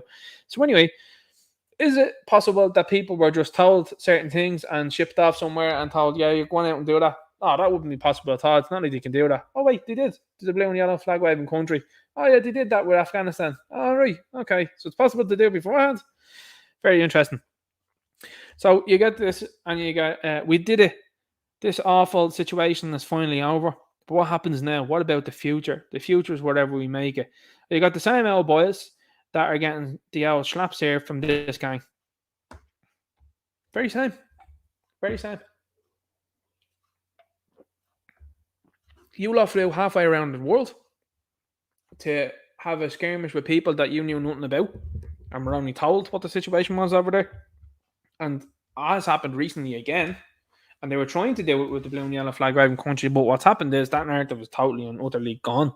They were trying to set it up, but it couldn't get going because a lot of people in America and Britain and around the world went, I'm not going. And if you try to make me go, I'm definitely not going. So what has happened then from here? You've got a full circle then of individuals like these. Look at the droopy yolks on this thing as well too. And you've got a full circle of, well, we went over and did this, and these people have been programmed and totally and utterly attacked by the Matrix. Like Morpheus says, if you're not part of the resistance, you become one of them. And that's exactly what's gone on here. These people have just been infiltrated by the Matrix, and they have been totally psyoped into believing this here. Like, that is absolutely astounding. And these type of things are happening in real time, in the real world nowadays, and they're all flying these flags. Amazing that, isn't it? But that cartoon made me think for days. I have to be honest. I sat there and I was just like, God, imagine being like, you know, a member or a veteran or anything like that, you know, and sitting there and you're looking at situations like these and you're like, yeah, I went over and I messed around with go herders, I did, and now I got home and now I'm being told I'm this by this guy. That's a big yikes, bro. Liberals, when there are years of certain propaganda turning more love thy neighbour Christians to punish the heretics Christians. Oh, stop. That's a cracker as well. Remember when urgent cancer appointments got cancelled and everyone clapped and doctors and nurses choreographed dance routines? Remember that one? That wasn't too long ago. I saw a video there, by the way, and it was of Christy Dignam over the last week or so. And I'd seen the video beforehand, and it was talking about how Christy was in hospital, you know, and he was there, and there was a couple of youngsters around playing a few tunes. And the one thing that struck me, and it always did, and it did at the time, was they were all sitting in a ward. And again, look, this is no ill will or anything to the Christy Dignam, you know. Again, rest in peace to him, and a legend and all of that. And rightfully so. Now, Aslan have been on the wrong side of history a number of times in the last few years. Let's make no mistake about that. And it's, I think, predominantly led by one fella in the band. But anyway, that's my opinion, and that's neither here nor there. But what struck me the most at the time, and still does when the video re-emerged again, was everyone was sitting around wearing a mask, and Christy is sitting there with the mask pulled down below his chin singing Crazy World. And I was like, if there's any more of an appropriate video to come out than this one, I'll be shocked, because I was like, he is actually singing about this world being absolutely nuts while people are masked up around him. He's sitting in the same area of them and as them, and he has this mask pulled down, and he's belting out the tune. Like, this is outrageous what's going on. So like I said, it's a pity, and you're never going to get it from the entertainment industry, by the way. These people are all signed up and they're all part of the gig. They ain't going to come out. They ain't coming to your rescue. Bono's not going to turn around tomorrow and go, by the way, guys, you know, what we did over the last few years is outrageous and it was totally against human rights. Let's punish those who are responsible for that. He ain't going to come out and do that. Look at Arnold Schwarzenegger at the moment. He's trying to walk it back. We said that's your freedoms. Hang on. Can't get that Schwarzenegger out. He's like, we said that your freedoms should be suspended and your freedoms were to take a hike, basically. And he's like, oh, I shouldn't have said that. I'm sorry for that. Well, that's interesting. Do you want to walk back a little bit further? Because you should there. 100%. Anybody know what Arnold's dad used to do? Anybody know what he used to do? That's interesting. Anyway. Our schools get funding to look like this, so our communities can look like this. That's honest to God, lads. Like, look at that there. I think someone said and pointed it out that was San Francisco. That's Dublin. Like, insofar as it's not actually Dublin. Let's just be clear on that. But like, that's certain parts of Dublin, specifically the city centre. The city centre literally looks like Gotham City. And I'm talking about particularly on the north side of it, because when you get to the south side, like Grafton Street, there doesn't seem to be any sort of messing going on over there. But I tell you what, see Abbey Street? Abbey Street looks like that to me. Like, that's Dublin city centre. Scary stuff, lads, because again, this is what the places are looking like inside in the place, and they're like, oh guys, guess what, you have to listen to this. Nah. I've had a couple of people message me and they were like, schools have decided to put this stuff up, like flags and stuff like that, and parents have collectively gone in and been like, take that down. And that's what works, by the way. If you go in collectively as a parent and parents, that works, because letting this stuff off the hook and just going in on alone, it's easy for them to single you out and target you. But when you work together, and that's the thing about all of what we've seen over the last couple of years, you know, it's even coming back to the demonstration that was had in Stephen's Green when people were against the lockdowns and seeing how the Gardaí behaved there, batons and shields out there to charge at people they did over the sniffles. Like, how absurd is that? Like, if you thought that this thing was super duper dangerous, none of you lot would have been out there. And as a matter of fact, everybody that had been in the crowd at the St. Stephen's Green demonstration would no longer be here. Do you know what I mean? Like, if that was super duper dangerous and that was as what you said it was, that wouldn't happen. But it did. And this is what you're starting to see now. People are like, hang on here for a second. You're being psyoped every year, all year. And again, sometimes you have to switch it off, obviously, as I say. But this is exactly what's happening here. This stuff has been pushed towards you. And as I said, there's people messaging me all the time that are like, oh no, we got it together as parents. Or some people are suggesting about taking them out altogether. Or certainly even taking them out for the month of June. And I'm like, well, that's up to you. And whatever you do is up to you. Girls with a time machine, gonna visit my younger self. Oh my god, yes, me too. Boys with a time machine. This is what happens if you fight the Axis. And they're like, WTF, thank you, bro. So just that's a good name there. That's an interesting one. Fine Gael.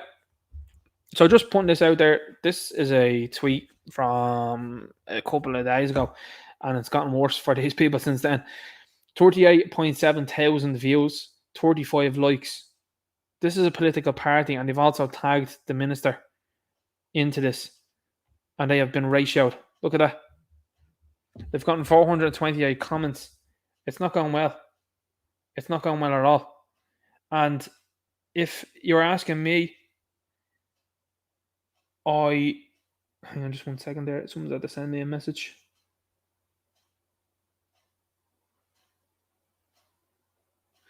Okay, so I'm just getting a message there from someone, and they're like, listen, there's been an incident with regards to a kid. Yikes. And it comes from a specific area. Obviously, I can't give any details or anything like that, but this is being put out here. Wow. A man in a van. Yikes. Anyway, I'll get back to that another day. I'll have to check that out and verify all that, because like I said, sometimes you get messages and things that get out there, and I'm like, well, you can't state when these places are stating these things sometimes. But yikes. And these things are increasing, by the way. You saw what went on in France. You saw that woman that was standing outside the house. You see that video? Everyone and your man runs along. Yikes. I'm telling you what, lads. This place is gone to the dogs. But anyway, and again, sometimes you ponder on that too long, you do, and it just absolutely infuriates you. And as a man, it really does. So, going back to this here, they have gotten completely and utterly ratioed here in this tweet. So, where people intentionally do something, knowing that they're going to pit one group of people against another, this is where we're saying lines being crossed. But that's what you did. That's what you did for the last couple of years. That's what you did over the sniffles. You see, all roads lead back to the sniffles. And people would say, well, Ninja, you're harking on about that. That's why. Because these people actively went out there and told you that people that weren't going to the likes of the gym, cinema, restaurant, and all that was cool because they were unvied. They were unvoldemorted. They were othered. They were cast aside. Conspiracy theorists, lunatics, far-right incels. That's what they're throwing towards people now, which is incredible, because to say to people, oh my God, you're an incel, and you're like looking at them going, you for real? I think you want to look in the mirror, buddy. And these people have the gall. This is what I'm saying to how these politicians and these parties behave. They have the gall to be so two-faced. And this is what gets me most as well too, because I'm an honest person, I am. I'm going to look at this and I'm going, you're lawyers. You are career lawyers, telling lies constantly. Because if you actually cared about how people were treated, you should all be in jail yourselves for the way you treated people for the last few years. And not only that, then, the fact that you don't want to be talking about how the likes of the case of the suddenlies and heart issues and that have been on the rise, and particularly amongst young people. I won't talk about that at all. So the lies that are coming out of these people, and the fact that this woman has the audacity to come out and say things like this is startling. These people are so out of touch. And then they're the same ones that are crying, going, I don't know why I'm getting nasty letters, nasty emails, nasty things said to me on the street.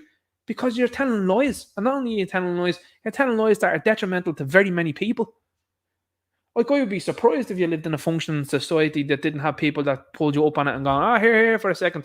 My chat pulls me up on things. My comments. There's comments there from people that are like, Ninja, I think you went a bit far on that. And I'm like, okay, yeah, sometimes I do. And sometimes I'm like, yeah, fair play. I know, I appreciate that. And other times I'm like, no, because we have a disagreement. And that's fine. Disagreements are fine. But when you have these people that are out there and are going, oh, you're pitting one group against another, your group voted literally for people to pit one another against each other when it came to experiments from companies that have long histories of criminal behavior and criminal activity. You did that. You did that. So I can't wait and this is where I'm going towards for these type of things. I can't wait for when people hold these people accountable when they decide to do things like that. See the way you're calling people far right now, that's gone, finished. You're done when it comes to that. When you're coming out and calling people racist and everything like that, you're done. So Tirka Soldier made a great comment there on the last, I think it was the second last Twitter Spaces I was on, and I was talking to him, and again it was a story that I've said here as well too about a friend of mine who's from Africa, and he was talking about certain people moving to a certain area, and he was like, I don't want those certain people living in the area. And Tirka was just like, can't believe that you've met a black white supremacist. I know he's like, but anybody that you meet that's coming from a lot of these countries are very aware of the types of bad guys that are coming from around countries. Like, there's people that are out there, for example, that I know from Eastern Europe that are like, I wouldn't want anybody else coming here from there. And then they point to countries like Georgia and they're like, nobody should be coming from there. And you're like, why? And they're like, history, and you're going, oh, right, okay. And then you see videos and you see all of these TikTok accounts that are popping up now of fellas coming from the likes of Albania and stuff like that, and these guys coming in with the best of clobber, and then they're coming in going, I'm a refugee, so I'm saker, and you're like, well, he's definitely up to no good. So this rhetoric of pitting people against each other, that's what politicians do first and foremost. So you're going to be out of a job. An awful lot of politicians that are out there, that's exactly what you guys do, because that's what you've been trying to do for the last while. And it's going to be interesting, because I do believe that a lot of people, and something that Mick O'Keefe Chopper was saying himself, was that use their own lines against them. Insofar as when you have a situation, say for example, where a politician or a media outlet calls people far right, what Mick was saying was, and the advice he was given was, inundate the Gardaí with complaints and say, that person saying it over there, that's absolutely outrageous. And he says, then you'll find all this hate speech nonsense, he says, and start to move away. They'll be like, oh, we'll walk away from that. Because that was one thing that I'm sure 100% wound up Gary Gannon, was that when Gavin Pepper said to him about contacting the Gardaí about hate speech, I'd say that wound Gary Gannon up to bits, because he wasn't happy. He absolutely lost the plot then after that then. I was like, yeah, go on, do it then. Go on then. Come into the wars and let them know that. And I'm like, well, that's interesting, because these people are starting to show you exactly what's going on. And all that will do, a lot of people are saying, oh, the hate speech and all that. And you have to remember, these people are elected by you, so they're actively working against you, because the large majority of the population has said they don't want anything to do with this. They don't want it in or out. They don't support it. And these people are still doing it anyway. Like, there's a certain words that they like to use when it comes to certain activities, and particularly very negative ones. And I mean, this is very likely to do that as well. But sometimes it comes to these sort of situations for them to go, oh, like, we're going to be in big trouble when it comes to this. And what will happen is people will be able to say, well, it's a two-tier system. And the two-tier system becomes more and more apparent. You look at what happened with Leo Varadkar, who was under criminal investigation, and they just decided, nah, we're not going to prosecute you. Like, if you were Joe Smo, like, what story is that? How come they never raided Leo's? They raided Gavin Pepper. They raided him, but they didn't raid Leo Varadkar, who was under criminal investigation. That's weird, isn't it? They gave him loads of time and everything like that as well, and they gave him loads of time to say things, not that they never went in there unsuspected or anything. Strange, isn't it? That's weird. I find it very strange. So again, like I said, this is just going to show you even more so the two-tier system, and the fact that this is totally disproportionate and people don't agree with it at all. This is something I was going to show you anyway. This is a toy company promoting this stuff towards children. It's absolutely disgusting. And Hasbro have done the same. I have a video coming out with relation to them. Now let's have a look at some of this here. What did I put up here? Okay, so I'm going to just throw this up here and I'll show you this individual first and foremost. I'll show you this one. Show you that meme first. Trump quietly watching himself. That's how bad things are. You can't even say the man's name. Wreak havoc amongst the DNC voters and red pill the entire country. Not just the country, the world. He's doing it to the world. So this person came to my attention during the week, and they came to my attention because of the type of way they said things online. Now, Mastodon, by the way, is an alternate social media site that an awful lot of people, and who jumped straight onto Mastodon when Twitter was acquired by Elon Musk, James Gunn. What did Mastodon have a big surge in when Elon acquired Twitter? What's that Elon's going against? Prawns, is it? Yeah. All right. And prawn's to do with the kids, is it? Yeah. What does Mastodon promote? Oh, right, okay. Well, that's interesting. Anti-fascist, pro-equal rights for all. Now, I'll tell you this. This person, this Greek individual, this person is from Greece, Eva, is out there reporting people. So that's not very anti-fascist of you. That's very fascist of you, isn't it? Pro-equal rights for all, but not someone that you disagree with. Spherical Soldier was another one that this Greek woman attacked and decided to laugh about that. So this woman from Greece is laughing and saying Happy Sunday about Irish people being censored online. Or I may be sleeping in the spare room tonight. My Irish hubby's Greek isn't the best. So that's how you know she is from Greece, and he has said certain things 15 times. Great lad now himself there. Fair play to you. But that's what this person is about, and that is the hypocrisy and stupidity, by the way, of the left. That is the type of person that you are dealing with. Equality for all. Not if I disagree with you, though. That's who these people are. Like, I just keep showing you things like these all of the time. 365 views, 15 likes. Doing good. That's a funny one there as well, by the way. 104 views, 8 likes. It's getting worse.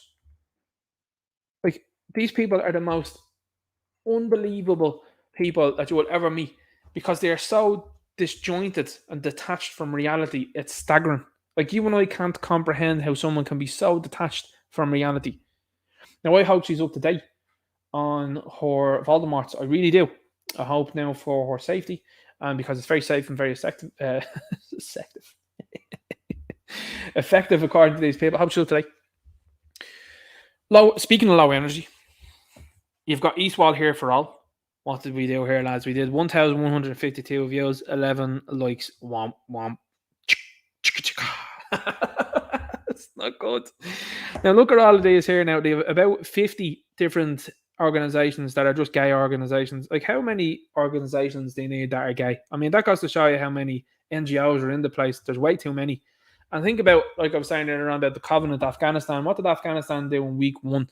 Took back over the country, and what did they do? They removed 7 NGOs quick sharp. They made the NGOs run. So that's an interesting point, is all I'm saying. It's interesting what Afghanistan did. But let's not forget that you've got Sinn Féin that are down here as well, by the way, that are supporting this. Labour that are supporting this. So they're not pretending. People before profit. They're all on the same side. They're not pretending anymore. So anyone that wants to give you the guff of, oh, Sinn Féin, or I've had this. Now, this has been the most mind-blowing one that I've gotten. Sinn Féin are basically behaving like a wolf in sheep's clothing in that they're going along with the leftism, but when time comes right, they're going to take the sheep skin off and they're going to go, by the way, guys, we're totally nationalist Republicans and we're going to get out of these places. I'd look at people and I'd say to them, and now this person has said this to me, and I'm like, are you for real? You actually think that that's the plan? And this person is like, well, look, I won't vote for them again if that doesn't come true. And I was like, I'm telling you now that that's not going to happen. Look at who they're aligning themselves with all of the time. Like, it's really clear. You've got this then as well. You've got World Refugee Day. Very low amount of likes as well. 5,382 views. Gary out in here as well. This fella, Marco O'Mahony, another one as well too, that likes to go around screenshotting people and then be like, look at this person, he's a racist. And then you ask him, like, when are you going over to the blue and yellow flag waving country? How come you're not there already? I'll go if you're going. No. See, I couldn't give a rat's about that country, and I don't give a rat's about the country beside it, if I'm being honest with you. But you do, so why don't you head over there and put your money where your mouth is? Or you're not going to. You're going to just tweet from home. But here's the other side of things and how the left don't show up to things, by the way. They have been given 3 days, right? 3 days, and this guy's like, fair play. My mission could be there as well.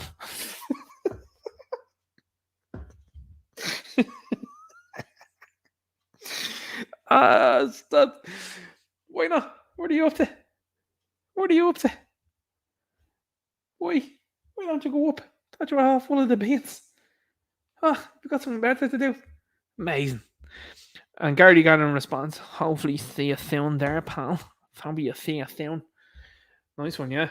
So you're friends with this fella? Is this it? Are you buddies? Like, how do you know each other? Because this fella's going around annoying an awful lot of people online. I'm gonna say annoying. I have to be honest with you.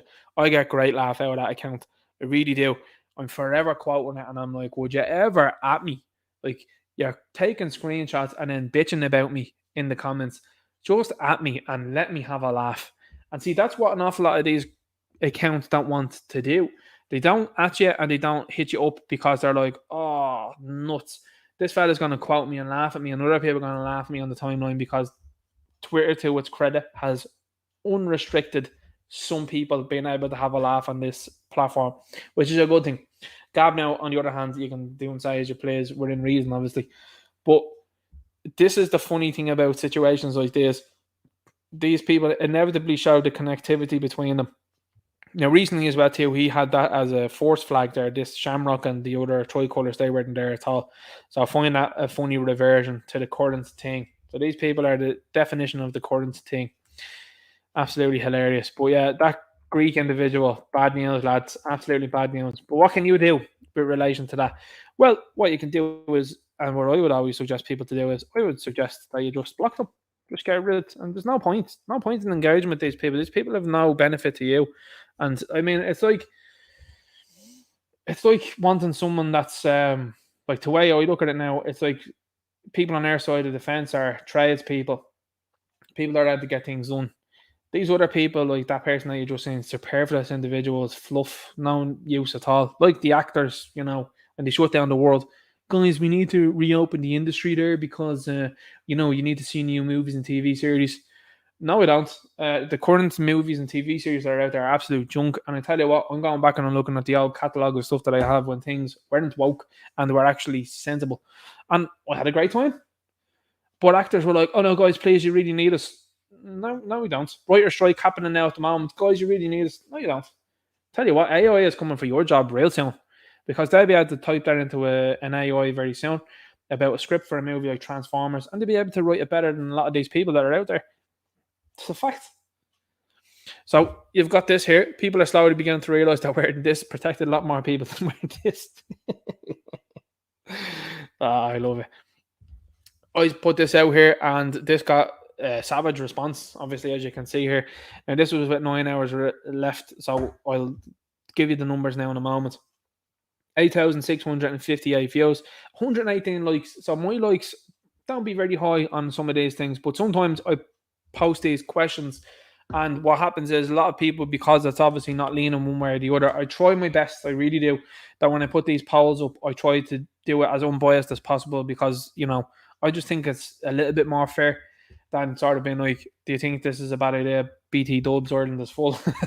Because I think it sends out a certain way of viewing things. And I'm like, look, let's see what happens. Throw these things out. And I said, do you think that the undocumented men being imported into Ireland are an army to be used? Now, this tweet, by the way, just letting you know, was reported. And it's something that people see all of the time on Twitter. And people have been hitting Elon Musk up about it. Germany is mad for censoring people. It is mad for it. People that are residing in Germany, whatever it might be, because people that are on Twitter will be familiar with this when they get an email that are like, we have looked into the profile from the Germany and we have decided that there was no rules broken. No, we're just asking the question. That's all that was being asked here. And it's a simple yes or no. People are entitled to say yes or no to this. Now, as you can see, 86%. So 2,000 plus votes that are in here, and 86% of the vote said yes. Well, that's not good for the government narrative or anything like that, is it? Or if they decided to do negative things, because a lot of people are wired to this already and are already got their backs up. 14% said no. Now, people would say, how would 14% say that? And look, it's like this, and I have another one as well too up there about the hate speech laws as well, where I think, is it in this one? Is it in this one? No, I don't know. They might put it in elsewhere. No, I did put it there. So just give me a second.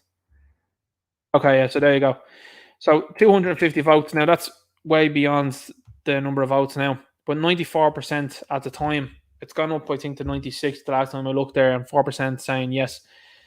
The people will absolutely say no to things like that and will say yes to things like that. And what I mean by that is you could have a poll that would say, would you like $1 million a day for the rest of your life? And you would get a similar figure. You would get, I'm not joking you would get probably between, I'd say, 5 to 10% that would say no to that. Just no. You would also say, for example, would you like to have, again, €1 million every day of your life, or would you rather be kicked in the Lee Rowdy for the remainder of your life? There's people that would select the latter, where they would select the kicking of the Lee Rowdy rather than £1 million every day. Honestly. And you would get between 5 and 10% that would say that every time. You're never going to get 100%. It's very difficult to get it on a poll. So when people are like, who are these 10%? That's who they are. They're just people out there that are just gone, finished, checked out. So this is a very bad viewpoint for these people when a lot of people are wired to it. And a lot of people commented underneath it as well too, from different places around the world. They're like, this happened in my country. There was people in the UK, Canada, America. I think there's a couple of people in some European countries as well. I think there was a New Zealander that commented and Australian that commented too.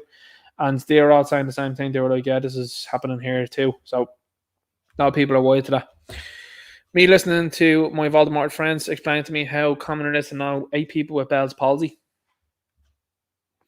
Westboro Baptist Church in 2006. I'm so used to saying 2016 and 2015 that I've totally gone out of the loop for 2006. I guess you guys aren't ready for that yet, but yeah, they're going to love it. So you got a lot of based people that are out now that are like, you know what, keep it behind closed doors. Don't bring it out here anymore. Good luck to you. Now, what I want to show you was this one here before we jumped into it. So Alex here is based allegedly in the Netherlands. And I put this out here. I said, do you support Helen McEntee's hate speech bill? So again, like I said, you've got yes there at 6%. So like I said, you could offer them €1 million and they would say, no, I'm happy to be kicked. That's what you're dealing with. And Alex says, absolutely. It will silence gorillas like you. And I said, yup, the vanilla gorilla. That was actually, I'm going to be honest with you there, right? That was actually the first name I had for the YouTube channel. I'll be honest with you. It was Vanilla Gorilla. So I just liked it. I just liked the way it sounded. I just liked the way it sounded. It sounds cool, you know what I mean? So there was someone out there that were like, I'm definitely taking that as your name. Anyway, you've got people out there that are like this guy that are like, yeah, no, I'm full on for you being censored to the hilt. And then you look at the account and you're like, oh, you're one of these pro-freedom people, aren't you? Yeah. Cool. You're everything but. I'm pro equal rights and pro freedom. No, you're not. You're anti-freedom. That's what you were. And then this account is followed by 4 out of 5 people that are following this account are people that have already gone yoink, gone, because these people are no use to you. No use at all. Bad guys, in my opinion. And this individual here, Lieutenant, they always like to paint themselves as some sort of hero, but have no idea that they're actually the villain. Like, I always find that to be hilarious. I really do. This is another post that got out there. TU Dublin. So, obviously, as you can see there, the gay flag is being totally and utterly taken over. And I mean, what's that now? Can we say nearly half of it has been taken over by Doubtfires, and now they're like, we're actually representing the black and brown people here in this. You're like, that's not to do with anything else. No, are you classing them in their own like category? That seems a bit istafault to me. Anyway, they posted this up here, and they had CAO 2023 with diversity, flexibility, and excellent student support. TU Dublin. Oh, I thought this was like Nigeria. I thought that's what this was. I thought this was from like, Somalia or somewhere like that. I didn't think this was Dublin, because how come 3 out of the 4 people are not Irish? That's not fair, Ninja. You can't say that these people aren't Irish. They were born here. No, I can. 100% I can. Because I tell you what, if you're someone that's from Ireland and you head on over to Japan and decide to have a child, that child just doesn't become Japanese. That doesn't just get welcomed in as much as any other Japanese person. Like, you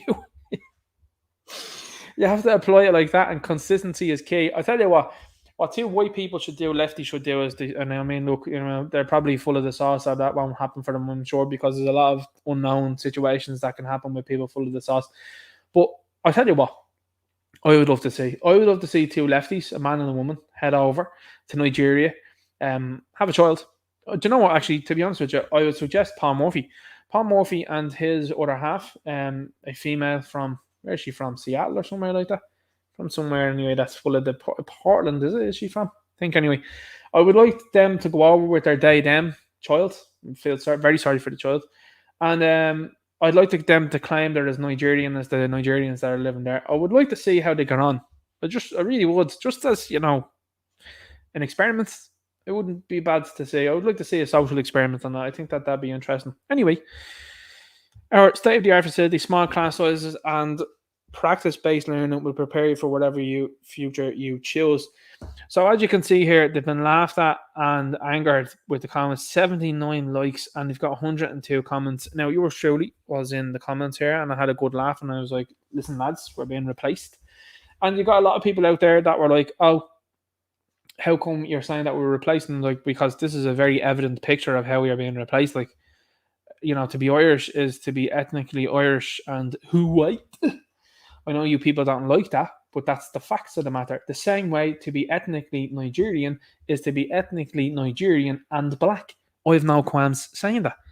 The same way to be Chinese is to be ethnically Chinese and be Asian. Specifically Chinese. So when you apply that across the board, it's only white countries that are being told, by the way, that you're not diverse enough, that you need to change now. That all these other countries, they ain't putting any work into changing themselves up. Look what's going on in South Africa. Have a look at what happens in South Chicago. Have a look at what happens in Jamaica. You want to talk about problems in the world, have a look at those places and see what happens. And my heart goes out to the likes of people that are Maori, for example, in New Zealand, and Aboriginals in Australia, Native Americans that are in America. Consistency is key here, because all of those places, they are the originals. And yet then you've got people that have waded in here. My name is Jacinda Ardern, and you're like, well, you've clearly come from somewhere else, because you ain't a native to that place. You know what I mean? And this is the way they try and do these things over time. Oh yeah, we're just the same as you. They're trying to homogenize the whole thing. One world. Don't forget, this is what they're trying to do. And let's not forget that they've changed the new title of the new Captain America movie, because that made a big, big upset to people. They were like, oh my God, you've titled the new Captain America movie to be the New World Order. And the lead villain is a fella that's of a certain faith, and you can't criticize that faith. It's very negative to do that. All other faiths are open for criticism except this one. You can't do that, guys. So they've changed the title to Brave New World. Weird, that one. Anyway, going back to this here. Comments down below this were hilarious, and some of the people that are there are trying to call into question people's intellect, and you're like, okay, how many of the Voldemorts did you take? They get upset really quickly, and I find that to be very funny. And then you've got other people out there, particularly some lefty women, that are totally disenchanted with what, and they're certainly disengaged with reality, because they don't see a problem with what's going on. And I'm like, well, there is going to be a problem. The problem for you, and that's going to be afoot, is some of the messages that I get sent and some of the other messages that other guys get sent. When you decide to open borders and have no border policy, and anybody and everybody's coming in, you don't know who's doing what, and that puts you in danger. Look what happened to Ashton Murphy, for example. Look what happened to the two fellas in Sligo. And these things are going to become more frequent, because that's just the facts of how things go. And all these charities running out there saying, we need to stop this and stop that. You're promoting it by allowing all of these people in and having no standards at all to come into this country. Like, I appreciate Australia for the fact that they have standards of how you get into their country. I appreciate these Islamic countries for the standards that they have of people coming into their country. But we've no standards. Why? We should have standards. Standards are important. But going back to this here, people are waking up to this, because a lot of the comments were negative towards this, which is very heartwarming to see, that they were like, oh, hang on here.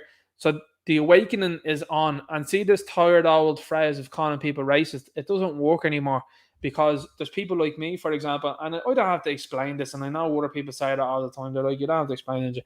I have friends from different creeds, different races, whatever it might be, both genders, obviously, clearly. And that's it. They're friends. No bothers at all.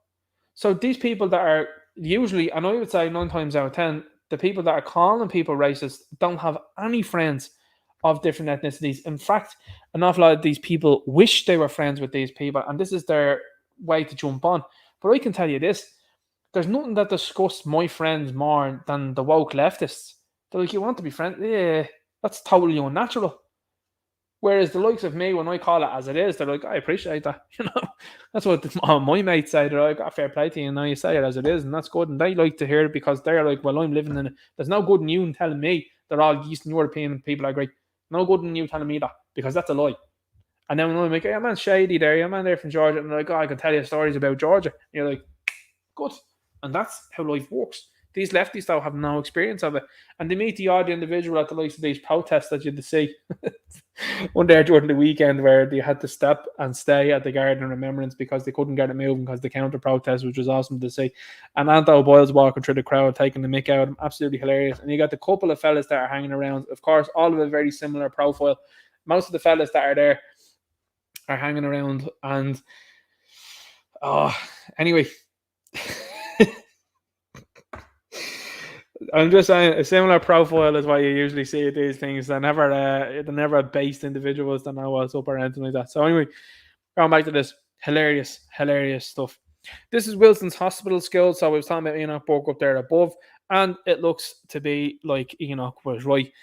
This is what they were publicly posting on their Twitter profile. Now, as you can see, it has gathered over 500,000 views, but has only gathered 3,949 likes because people are very aware that this has no place in a skill. And this is the ramifications, by the way, of people not gathering together and supporting Enoch Burke in that locality and in that occupation that he's in. Everybody should have been supporting him. This is now a marker being put down by these people to say, we are trying to muscle people out that are rational, logical people. And that now comes to me as no surprise when you see that the previous principle, according to all of the arguments and documents that I've read, was so staunchly for this stuff, and then moved on to another place and did the exact same where they were there. And then you see these people, this is what I'm just saying to you, okay? And I just want to point this out, by the way, because this is a cross-generational problem. And as I do always say, this is what I'm showing you. These are two old boys, right? They're two old fellas. They're not two young fellas, and they're not two young ones. They're two old fellas that are holding this up. That is what I do say about a cross-generational problem, and how we have had stewards that have totally gone off the boil. They have totally looked the other way. They have totally let this depravity come to the forefront and are actually promoting it. You are the stewards of civilization, and what you have done is you have sold out an entire generation of people. And now what is happening is the generation that are after you are having to pick up the slack. And it is not just the generation that are after you, the current generation that you occupy too. I mean, if you go and talk to fellas that are in these age groups, these guys have to be in their 50s and 60s probably. Talk to most people that are around there. They're like, I don't care about what you're doing as a legally consenting adult with another legally consenting adult. But that sort of stuff, they're like, what are you talking about? Why would that be there? But these guys are happy to put this up here and up on a flag there for this skill. But the important thing is, look at the traction it's getting. Very little. A lot of people saying this is nonsense here. So that's, again, just as I'd like to point out, that it's not just a one generation problem. It is multiple generations that are causing the effects that are happening here. So, like I said, important to note that they're two old fellas. We got anything else here now on this one? Did I show you everything that I had here? I think I did on this one here. Yep, that was it. So we'll keep moving on. But like I said, you've got so little likes on a post like that. It's very important to note that, because that's how these people gauge support. And obviously as well too, people are messaging into the place and telling them what they think of them. And of course that can be discarded. But very importantly, it is a informational situation that we're in now at the moment. And if a lot of views like that there, I mean, over 500,000 views and only 3,000 likes, nearly 4,000 likes, we'll give them the benefit of the doubt there on that, is absolutely pathetic. It's pathetic. Like if I got 500,000 views on something and I didn't get anywhere near the numbers of like, I don't know, 10,000, I'd be like, it's not good. I see people, I'm just going to go back to that again. I see people with smaller accounts getting more views and more likes than these people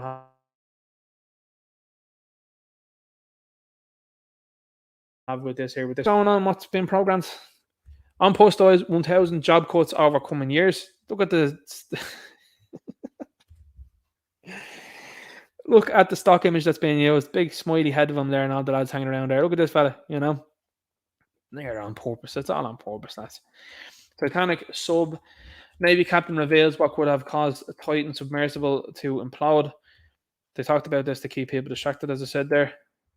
Disabled Garda gets €50,000 compensation after force prevented her promotion to sergeant.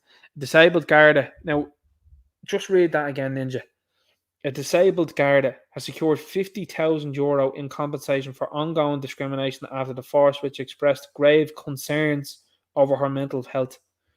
So, just reading very briefly into this article, they detail what's going on with this woman and say that, well, you know, it more so suited her to be in the office.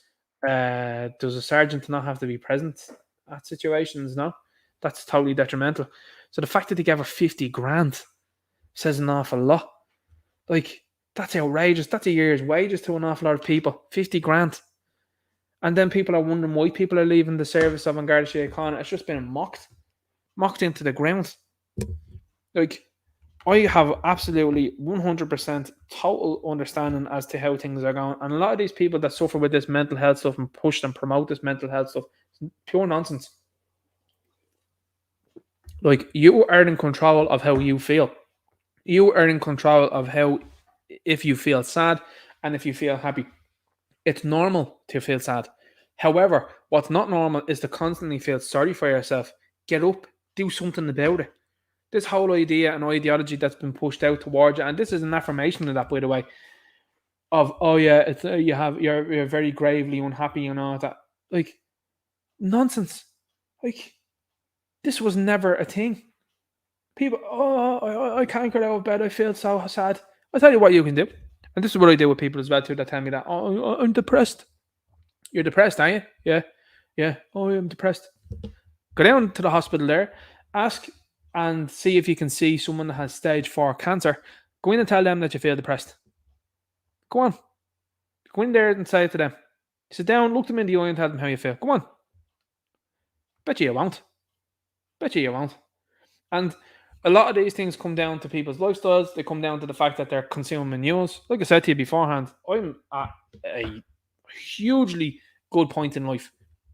And I have to be honest with you, I'm very clear with how I think. I don't buy into the news. If I feel something is affecting my mood, I'm like, turn it off. Don't want that to do with that. If I want to have a pep in the step, I do, for example, exercises, whatever like that. You can play football, whatever it might be. And like that as well too, you keep yourself happy. Nobody's going to turn around and make you magically happy. It's just not happening. And this whole idea of, I feel sad, I went to the GP, and now they've given me something so I don't feel sad. You have no understanding of what that is going to do to you for the long term. You've also got no understanding as to how you could better yourself without any of that. Exercise is very important. Creates endorphins, dopamine, and stuff like that. Like, these are all things that you should be doing, but lazing around doing nothing and then feeling sorry for yourself doesn't do anything for you. It really doesn't. Now, I'm not pointing out this woman in particular. I'm just saying in general. This is a general commentary because I don't buy into this mental health nonsense. Really don't. And you might agree with me, you might disagree with me and say, oh no, look, I Ninja, I feel this type of way. And that. You are the captain of your ship. I know we've been talking about ships here tonight, but oh my God, you're the captain of your own ship, and only you can sail it through the positive times in life and through the negative times in life. That's what life's about. Life is negative time after negative time, and sometimes positive time, negative time. It's just how it goes. And this whole idea of, oh, I feel terrible, sorry enough for myself. Stop. You need to stop. You really do. One of the most severe heat waves on Earth off Ireland amid Erin weather twist. The weather system has been called one of the most severe marine heat waves on Earth. Just go away. Stop it, will you? For God's sake. Stop with this nonsense. Oh, it's a severe heat wave. Do you know that was cold here in Ireland until May? Do you know that? It's June. It's barely a month in to the summer. And these people are like, it's a heat wave. Boy. Great. Happy days. Get yourself out there. Enjoy yourself. Get a bit of a tan on. Enjoy yourself. Play a bit of football. Have a good time. Oh my god, we're using the orange and red there, guys, because do you know what, guys? It's actually very, very negative that you guys are going to be out there enjoying the sun. Like, you would literally have news stations that would be on, and unfortunately, you can't avoid it sometimes, and that's what I'm telling you about deprogramming people. Sometimes you go into a shop, and of course, some of these shops, I don't know whether they have some sort of agreement or something like that with some of these news stations, and they're playing it. Guys, we have a climate expert here today, Podge Hodgkins, and he's going to tell us about how the hot weather is very detrimental. Well, yeah, no, thanks, Michael. And I am after being there now, and I am after saying to you now that the likes of the 99 cones, they're melting a lot quicker than what they would have been doing before. Yeah, that's terrible, Paul Hodgkins, but what can we do about that? Well, like, I would support the Green Party, and if they're opening the taxes now for people, I think that's the right thing to do, and to be keeping a very close eye on this climate change. And you're sitting there going, that's nonsense. They're talking absolute nonsense, because everybody knows that when you're walking around an ice cream cone, it's going to melt. Oh, stop. Oh, really? Oh, my God. Well, now, like, we were teetering on the same sort of temperature that's seen in the Canaries. And what time of the year was that temperature in the Canaries? Oh, like, it was November, like, Oh, stop, will you go out of that, would you? And then I heard another, commentary that was done on RTE only last week. The Silvio Berlusconi fella passed away, he did, right? And I heard this fella, Vittorio Buffacci. And now, if I'm not mistaken, I think he writes. Now, I'm just going to double check here. I'm just going to do this live while I'm on here. I didn't intend on doing it beforehand, but seeing as how I'm talking about these things, give me 1 second. Is it Buffacci? Here it is, yeah. I knew the name was familiar. So Vittorio Buffacci, right, he's a senior lecturer in philosophy in University College Cork. Knew it was this dude. This dude, from what I remember, if I remember correctly, now he was calling from, I think that was the dude. He was calling for people to be mandatory given this Voldemort, by the way, just so you know. And he was on there on RTE. I think he was on with your man Brian Dobson. And your man Brian Dobson is talking like this, and he's saying, we're going to bring on Vittorio Buffacci. And Vittorio was left off, right? Vittorio went off the script and was making all sorts of wild allegations about Berlusconi. And I'm telling you, in real time, Dobson obviously got the word in the ear, get him off, because he went, right then, Vittorio, we're gonna have to leave that there. Thank you very much. Vittorio didn't even get another word in. It was like he was cut off, bang, and I was like, RT are afraid of a lawsuit there. They're afraid of the Berlusconi kind of hold of that there, what this dude was saying and being permitted on national radio. Like, the things that he was saying were out there. So, as I said, these people can ring people up like Vittorio, by the way. We have an expert there now from Italy, Vittorio. Now, they're not giving the two sides of the coin, by the way. Vittorio would be a classic lefty, in my opinion. And they're not giving someone that loved Berlusconi the time of day on the station. You know what I'm saying? And that's what I'm saying to you about being impartial. Like, I've no real interest in Berlusconi or anything like that. I'm just saying this as just, and I suppose, preaching to the choir here of people that understand what's going on. If you have a passing of someone like Berlusconi, there are people that think he was a great fella, and there are people that think he's a bad fella. It's like this channel. People think I'm a great fella on the channel, and other people think I'm a bad fella. And that's just how it's going to be. Okay? It's very sad, of course, that not everyone can think I'm a good fella, because I think, well, I'm doing the best I can do, I'm telling the truth here. But you are going to have people that are going to go, well, I don't like it. And it could be for various reasons. Could be your accent, could be how you sound, could be the pitch of your voice, could be your tone, could be what you say, whatever it might be. But to not have two sides of the argument on national radio after the passing of Berlusconi tells you everything you need to know, and how these people are telling you and dictating to you of what to think. People that are sitting and listening to that are probably thinking that Berlusconi fella is the worst fella in the world. But you listen to people that think he's a great fella, and you're going, oh, well, yeah, he's done good stuff over there for them there. They're happy enough for them there. And as a matter of fact, he came full circle then insofar as the party that are now running Italy were something that he had highly invested in, from what I understand, allegedly, respectively on that one, we would just say, and had put a lot of time and effort into. So, like, clearly the Italian people think that he was a good fella because obviously they voted for that party to be in there and to try and right the wrongs of what was going on with Italy. Now, that hasn't panned out, of course, because as we know, a lot of these places have people that are supposedly opposition, and when they get in, then they don't do anything to be of note whatsoever. And it goes down to the climate thing. Like, how many times have you switched on any of these mainstream news articles, or even the TV or the radio or whatever like that? How many times have you clicked into one of these and has said, all right, well, here's a balanced view from someone else that think this is Codswallop? Zero times that has happened. So there you go. Zimbabwe triple fella suspect arrested in Ireland after 2 years on the run. Now, this fella got into prominent space because of people on Twitter, by the way, just as you know. A lot of people on Twitter had identified this fella pretty quickly, they did, and they were like, why is this fella running around Ireland? But this fella has, shall we say, Call of Duty'd 3 people, and he was 2 years in the run, and he was hanging around this country. Now, if that doesn't show you how bad things are here in Ireland, I don't know what will.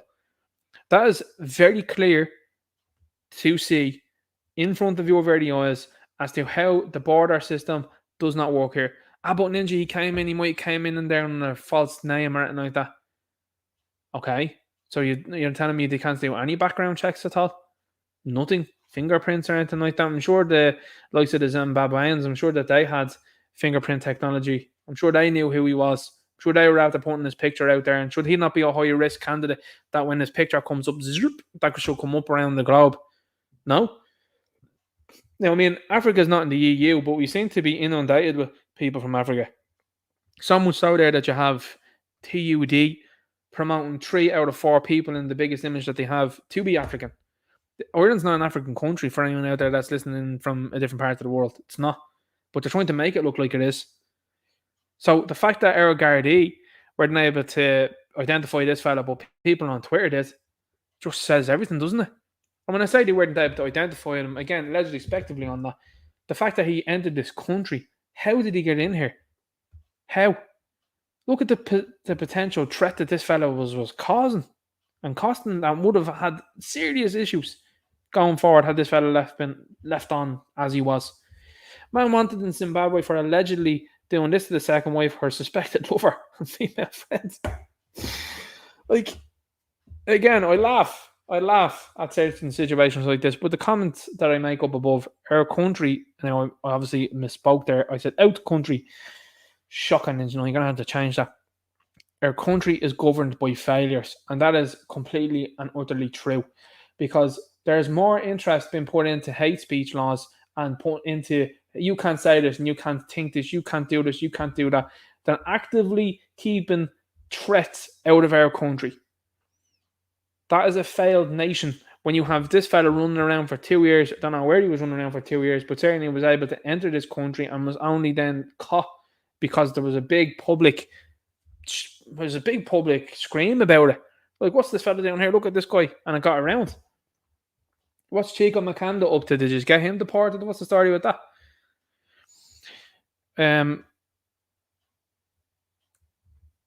Let's have a look at this one here. I think this is Karen. Is this Karen Nolan? And someone will let me know in the chat about. But this is a good one here. And of course, then as well too, you'll have people that will be like, "Oh my god, you're actually retweeting, or not retweeting, but reposting Tommy. Oh my god, you guys are linked in with him." Listen, broken clock can be right twice a day, and you people are siding with people that are totally and utterly bad guys.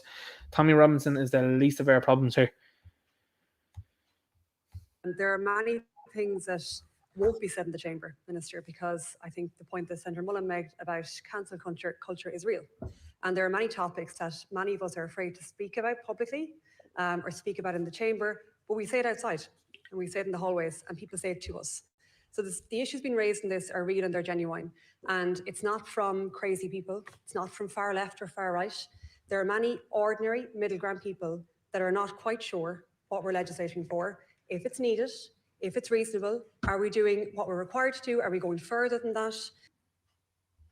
First and foremost, she's right on what she's saying here, but the bottom line is this: these people are all saying things in public, but privately then are like, "Oh, I don't know about this here." Like, that is where we are as a nation, and in general, that's where politicians are, and that's how these people behave. They are chameleons. They will go along with the popular thing, but let's not forget that this isn't a popular thing. This is a very negative thing, but it's been swept under the rug, and they're trying to keep you distracted with everything as much as possible so that they can just ham-fistedly push this through and try and police you on how you think. I'm telling you now, this is where people start to lose respect, by the way, for the legal profession, for the judicial profession, and for the likes of Garda Síochána, because I mean this. When you have people that show up in uniform to people's doors because of something and people's hurty fee-fees online, that is when you're going to have a great amount of people in this country turn around and go, well, we don't support this anymore. Like I said, I support law and order. I think it's very important, and I think it is imperative. And I have done my absolute best over the last couple of years to, again, give that support to Garda Síochána, and I do think law and order is highly important and should be respected. But what you're constantly and consistently seeing is nonsense be rolled out and doled out by these people. And it is going to get to a point where people are going to go, hang on here for a second. If the minority, and for example, if there is a majority in Garda Síochána that are not with this, and again, the judicial system, like, when is the last time you've heard a judge come out and be like, this is bang out of order, this is against the Constitution, this is against free expression? There's none of them out there doing this. Solicitors as well too. Solicitor became famous on Instagram for giving people advice, no longer with us now, but became huge there for giving advice. Where's the coalition of solicitors all together going, oh, hang on here for a second? You know, I have to respect Tracy O'Mahony, obviously, for the work that she's doing.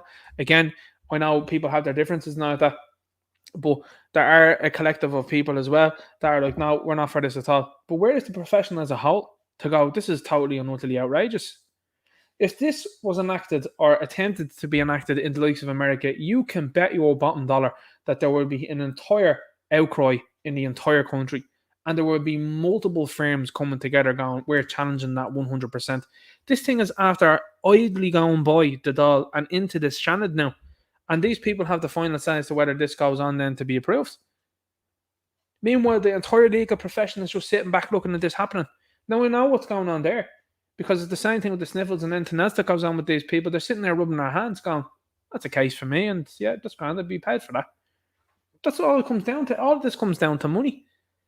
Like I said earlier on about the Voldemorts, Robert was talking about it himself, and he was just like, this is printing money for these people, and they're going, well, I get a part of that, get a cut of that. Yeah, it's grand. Happy days. So like I said, that's why these people are afraid to say anything in public, and with these things, sure, they might privately say to other people that don't feel good at that, but you have to publicly say these things and show that there's strength in numbers, and people are vehemently against this. And the average Joe Soap, if you said to them in the street if they were up for this, they would say no. And like I said, you might get between 5 and 10% that would say, yeah, no problem at all. But large majority of people would say no, absolutely not here. And cancel culture, as she was talking about, there is a very real thing. A fact. Look at that. Emergence of a one world totalitarian government, climate change. Not worried about that at all. Things I'm worried about. But what people are talking about from that example, let's have a look at that there. Oh yeah, that was talking about the people there that do anti things like this. You know why that proportion is so high? This comes from America. We'll talk about that in a moment. I'll just get into that in a second. Need to keep me trying to talk here on this one. But the reason for why people are totally and vehemently against this is because of the ramifications and repercussions this is going to have. These are repercussions, ramifications, by the way, of not having these people that have voted for this, not having them already in jail, not arresting them, not investigating them, not raiding them during the night, and I mean legally, obviously by Garda Síochána. Where's the energy for any of these people? Like who in the government took what from who, from which company? You know what I'm saying? Is there any investigation into that whatsoever? Surely there's people in uniform that realise that the last couple of years are complete and utter codswallop, and they see the writing on the wall with this one coming. They see the likes of the open borders. They see themselves now be started to be outnumbered in the certain towns that they serve in. And they're not outnumbered by natives, they're outnumbered by dudes that are coming in with fresh feds and the best of clobber that are looking aggressive. I don't know about you lads, but do you know who's going to be put to the pin or the collar there? It's going to be you, unfortunately, because you're the first responders. And this is what the likes of me and other people are trying to tell you. We're trying to tell you this is what's coming.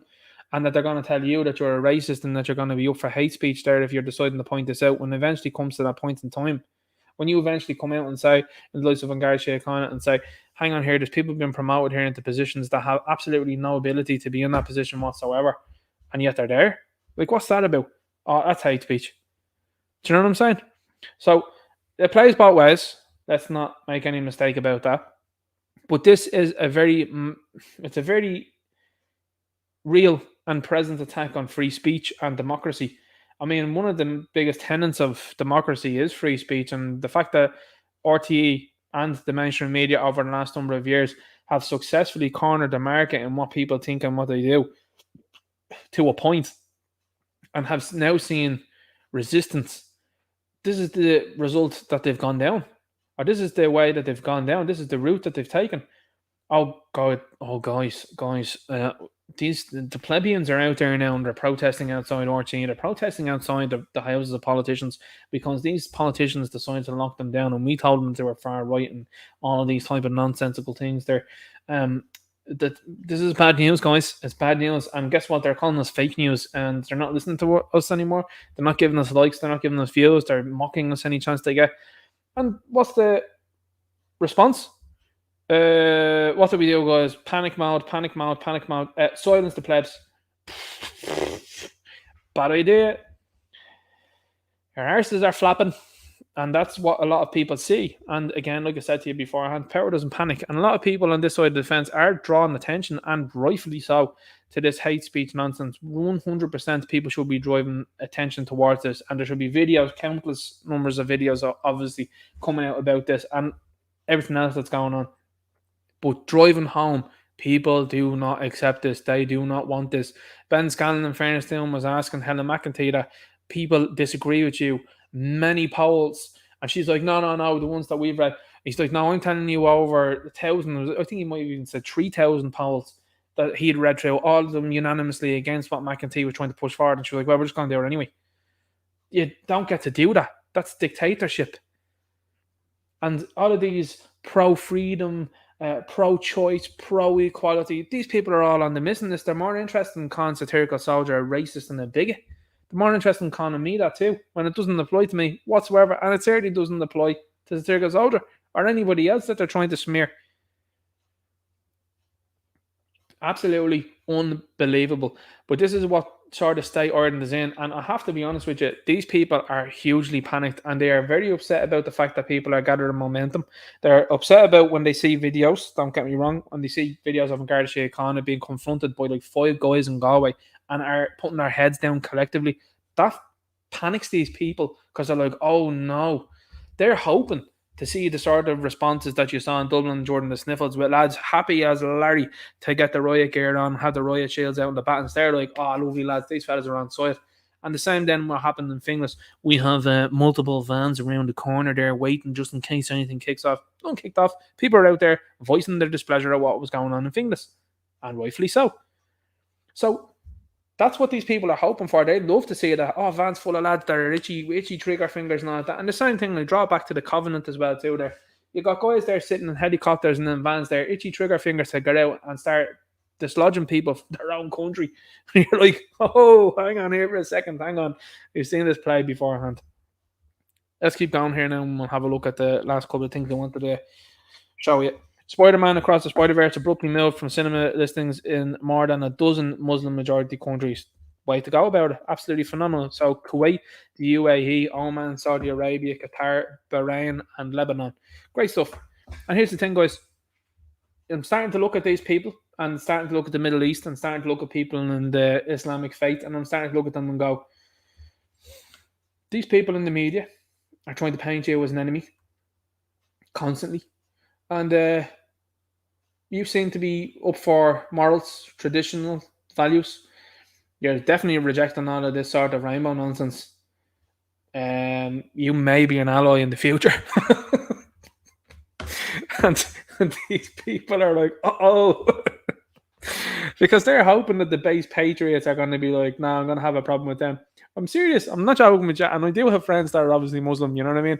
And I mean, they're in agreement with what I just say. And I'm like, I don't give a rat's what you guys think. You know, I really don't. I don't agree with everything you do. But I tell you what, I agree with certain points that you're making there, and I'm not bothered with that. And I'm seeing what's going on in New York and the schools and all that, and you guys standing up to these people, fair play to you. And they're like, yeah, no, 100%. And like, well, okay. More friends than not. Gavin here puts this up, and it's a certain crime relative per capita offending rates by this. So as you can see here, you have a massive amount here. This is only, by the way, just as you notice, and a lot of people sweep this under the carpet and don't want to talk about it. That ethnicity in America is about 14% of the population. Now, I'm talking about 7% of it is men and 7% of it is women to make that 14%. And look at the amounts there that's up here. Look at this here. Who do you hear about in the news? What the news does is it zooms in on people with this word to attribute. Oh my God, look at this, guys. But they'll leave out this one here. Now, you're seeing this, and it is enormous, by the way. Look at this, the difference here, and this one. That's a skyscraper. What's going on here? Well, I'll tell you what's going on here, and it's something that Salty pointed out there not too long ago, is that a lot of these guys, by the way, when they're in the club, that's for dollars, all this sort of stuff. When these guys are in clubs or they're in certain, shall we say, places, they go with someone and then they realize what's going on and then they do very naughty things. So as Salty pointed out, he said they keep talking about this stuff here, but they never show you the mugshots of the people that are responsible for all of this sort of stuff. And wouldn't you know it, 9 times out of 10, by the way, when you decide to look into the story and look at some of the names, it's pretty clear very quickly as to where it's coming from. So that's an interesting statistic. So I'm looking forward to that one now as well. That's, again, as of the what we say, it's allegedly speculatively on that one, you know, when it's happened here. Hopefully nothing ever happens here, and I, of course, don't support anyone doing anything like that. I disavow 100%. You've got this here. You've got Red Dawn Radio. Should be going on to this guy's channel on Tuesday. All going right, and he's putting out some great content, really, really good content. Every move being watched, the Midlands town, that is the CCTV capital of Ireland. Everywhere we go, everything we do, we are being watched, at least in Mount Mellick. That's a negative, and the fact that they're like, look at this here. You're being watched by Big Brother is a bad thing. Dublin 30 halts food run as fighting breaks out in queue. Muslim Sisters of Era host weekly food drives outside the GPO, and organisers have witnessed increased frustration amongst those in the lengthy queue each week. Irish government, of course, keep letting people into the country, though. That's an issue. And don't know what that one was there. E-scooter rides along Dublin 1050. That's hilarious. And this one here, I think I showed this there the last time I was on, perhaps. Man convicted of possession of archaeological objects and fined €1,000 in County Louth. Nonsense. Absolute nonsense. They were upset, by the way, the fact that he went along with a metal detector.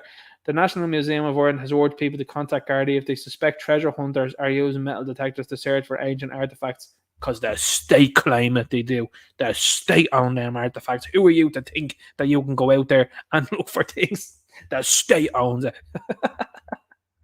Dr. Disrespect quits Call of Duty, demands activism and apologise to Nick Merckx. Great to see that one. It's absolutely phenomenal. I did that last. That's the last one I caught up on. I'm caught up.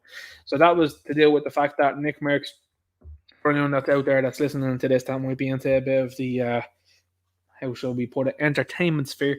He just said, hey, leave kids alone. And Call of Duty decided to suspend their activity with him. The rest of the guys were like, do you know what we're going to do? We're not going to play COD. They're not getting any stream hours, which is great to see. So anyway, guys, that's the news portion, obviously, of the stream done. That's my opinion, of course, on what's going on here in this country and the wider world. I'll see you next Friday, 7:30 Irish time. I'm looking forward to that show already. And I have to be honest with you, I'm very, very excited about the future of this because Real Talk is something that I like. I like the sound of it. I like the new moniker that's been given. I like the little video that I'm after putting up at the start of it as well too. A little bit of synthwave for the people there and the bit of lightning that's coming in there, the thunder and lightning that's coming in. I absolutely love it. So I've been working on that a little bit this week, and this is why it's taken me a longer time to get a podcast going on a different platform, is because I was not really loving the previous title of the show. And I was like, well, that's a placeholder. And I said, right, when I get to a number that I'm happy with, so 30 was that number, I said, I'll go and change it now. And I'm happy to go with Real Talk. So I'll jump into the chat now and say hello to the people. And I will see you again next week. Thanks to everybody that's liking, sharing, subscribing. And obviously as well to supporting on social media and various other places. I really appreciate that. You are highly, highly appreciated. Shane Gahan says, since 20 says, as an Englishman living in this country for 20 years, keep this country white and green. Shane Gahan sends 10 says, I have black relatives, but I want my old Ireland back. It's heartbreaking. Shane Gahan's a new member. Thanks very much. And Shane Gahan sends a 5. Thanks very much. Much appreciated, man. Seriously appreciated. We've got Satirical Soldier is in here and says, working again. Absolutely, 100%. We're all good now. The sound is back, says Toby. Good to see you here, man. Good to see you here. And let's keep moving here through the chat. Mark C says, Yo Ninja, happy Friday. Hi all, good to see you here. Paranormal Channel X says, nobody has the power to tell you how to live unless you give them the power to do so. Respect. Absolutely, you're 100% on that one there, man. 100% on that one. We have Area Only says, Leo impression? You know what the story is there. Edward Kelly says, Leo voice is great. Have to get the repertoire up on other ones there. The Arnold one, I was disappointed in me set now. I couldn't get that one going. Sean Mack says, former TD Pat Carey. Edward Kelly says, if Tubbs had a YouTube channel, how many would watch it? Do you know what would be interesting if he did set up a YouTube channel, is to see how many subscribers he would get and what time, and then see what the viewer numbers would be on it. I think a lot of these people, I'm just having a look at there. I think a lot of people would view it like they do in News Talk. And I mean, it was funny and ironic in the same time yesterday when all of the news sites rushed to put up the video of the fellas heckling Micheál Martin it was a UCC, I think it was. And I was like, this doesn't look good for Micheál Martin. How quickly will these guys try to pull this video down or certainly get it off the trending list, because there was over 20,000 views on some of the videos. And I was like, this looks really bad for Micheál Martin. You've totally misread the situation here. Micheál Martin's trying to outshout this fella, and your man just telling him shame on you. Fella with a man bun, absolutely roasting Micheál Martin. It was hilarious. It's one of the funniest videos I've seen. I honest to God, and I mean this, I was crying with the laughter when I was looking at the video. And that's the hardest I've laughed at a comedy special in the last number of years. Comedy has gone through the wall, and that was the hardest I've laughed in a long time. I thought it was absolutely hilarious. Coral is he saying climate change is the stuff that's going on and being sprayed into the sky. That's definitely having an effect on things, 100% in my belief and in my opinion. So here goes out says, Ninja, your trends. I'm not sure what that means. Mark C says, out of you now is correct, Ninja, ASAP, 100%. No one's flower says, anybody in here see the bugs in Lidl? Is it true they're sending them? Mary Q. Phillips says, it's true. I saw that Derek Bloig put that of the bug burgers in Lidl. Letitia Logan says, yes, bug burgers in Lidl. Lads, if you can get more images of that there, that'd be great. That'd be absolutely fantastic to see that. So here goes Soldier. Ninja, you're a breath of fresh air on these streams, nothing but truth bombs and entertaining commentary from a legend who oozes charisma and common sense. Thanks very much, man. Much appreciated. That's high praise. Very high praise. Love it. Looking forward to the next video, man. Let's keep going.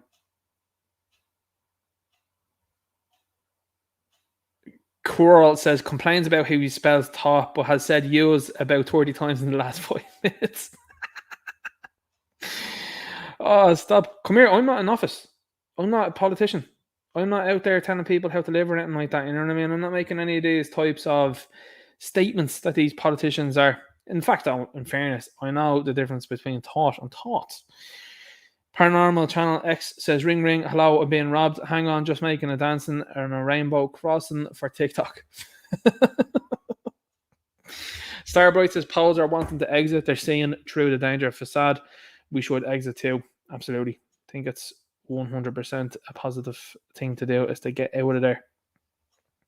The chat is absolutely lighting Cool up. 20 past 8, I'm long past that. See, a lot of these people have no attention span, by the way, so they won't wait around till 10 past 10 to be back to me to get back to them. Let's keep going and see what's going on. It actually would be handy now if this platform had like a third thing that you could get to the ads much quicker, because you'd have to have a look. Let's have a look here now. Edmund Christo says the people can complain as much as they like as long as they continue to supply us our wage. I'll start to worry once they stop paying taxes. Where's that from, Edmund? That is an interesting one. What's that comment there now? Let's have a look at that here. Larger Phoenix says, I think I'll be voting the IFP this time around. The NP are all over the shop. Shame people can't unite together. Yeah, I think it's important that people need to unite together 100%. Yeah, I think so. And they need to strategically have a look. They need to strategically have a look at these areas and see where they can claim. It's highly important. Really is. Because if they get together and are able to figure it out, it could be successful for sure. That's how these other parties do it. These other parties know what way things work.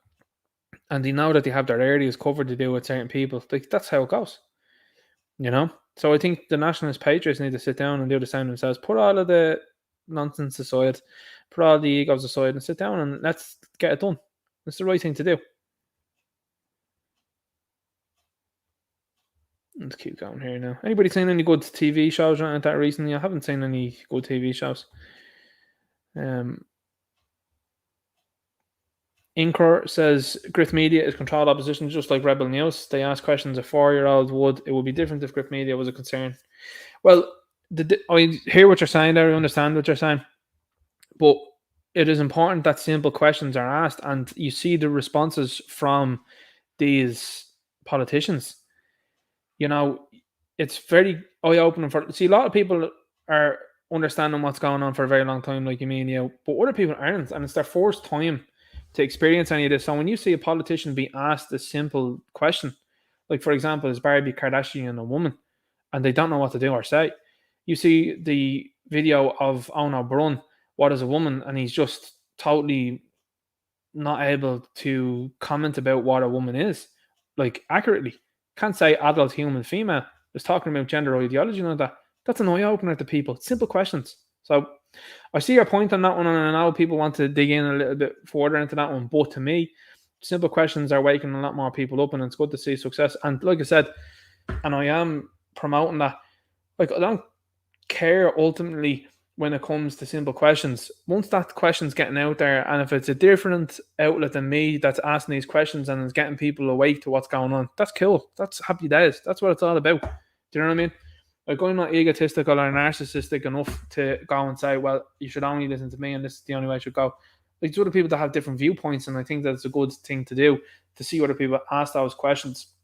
And that's what I'm saying. I like Ben Scanlon, I like Grift Media. I don't particularly like or have any love for John McGurk. I'll tell you that one, because I'm not really sure about him at all.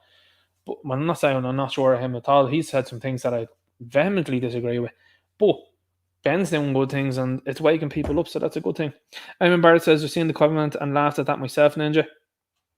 Yeah, The Covenant is a nonsensical movie, you know. I like Jake Gyllenhaal, he's a good actor and everything, but I was looking at that and I was like, there's a lot here that just seems different to me now at this moment of time, and I don't view it the same way as anybody else would. Erda Bow says, I'm a right-wing woman and I like Tay for the most part, and I don't regard myself as a good looker. Fair play to you. Paranormal Channel X says, lol, at least you're honest, Ninja.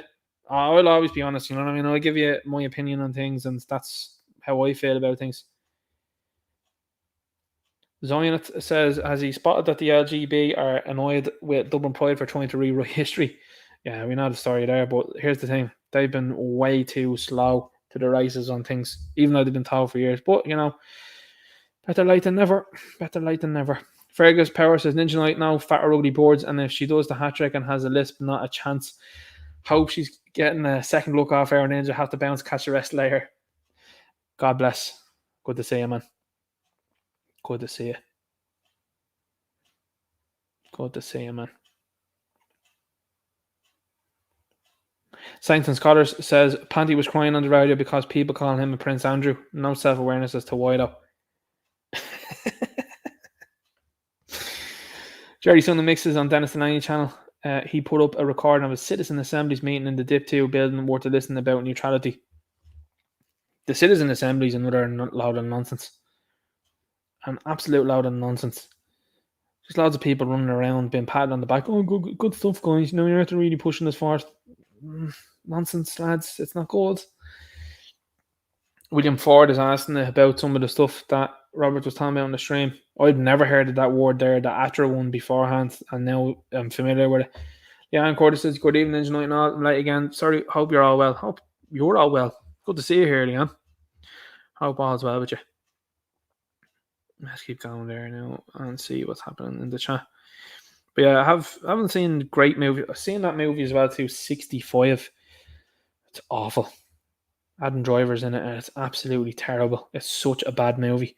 I actually was like, Adam Driver doesn't do bad movies generally. Now, you might say that's a ridiculous thing to say in Ninja Knight because he was in the sequel trilogy of Star Wars. But outside of that, he's done some very solid work. And I looked at the 65 and I said, yeah, it's based on a fella that goes back in time into 65 million years ago. Let's see what happens. It's absolutely awful. It's one of the worst movies I've seen. Hyped myself up for nothing. Satirical Soldier was talking about Eva there in the chat. Fair play to you. I like when these people make you aware of what they're up to. You know, it's important to let you know. And I don't know whether the message is that satirical. I'm not sure. But now you know. Now you know.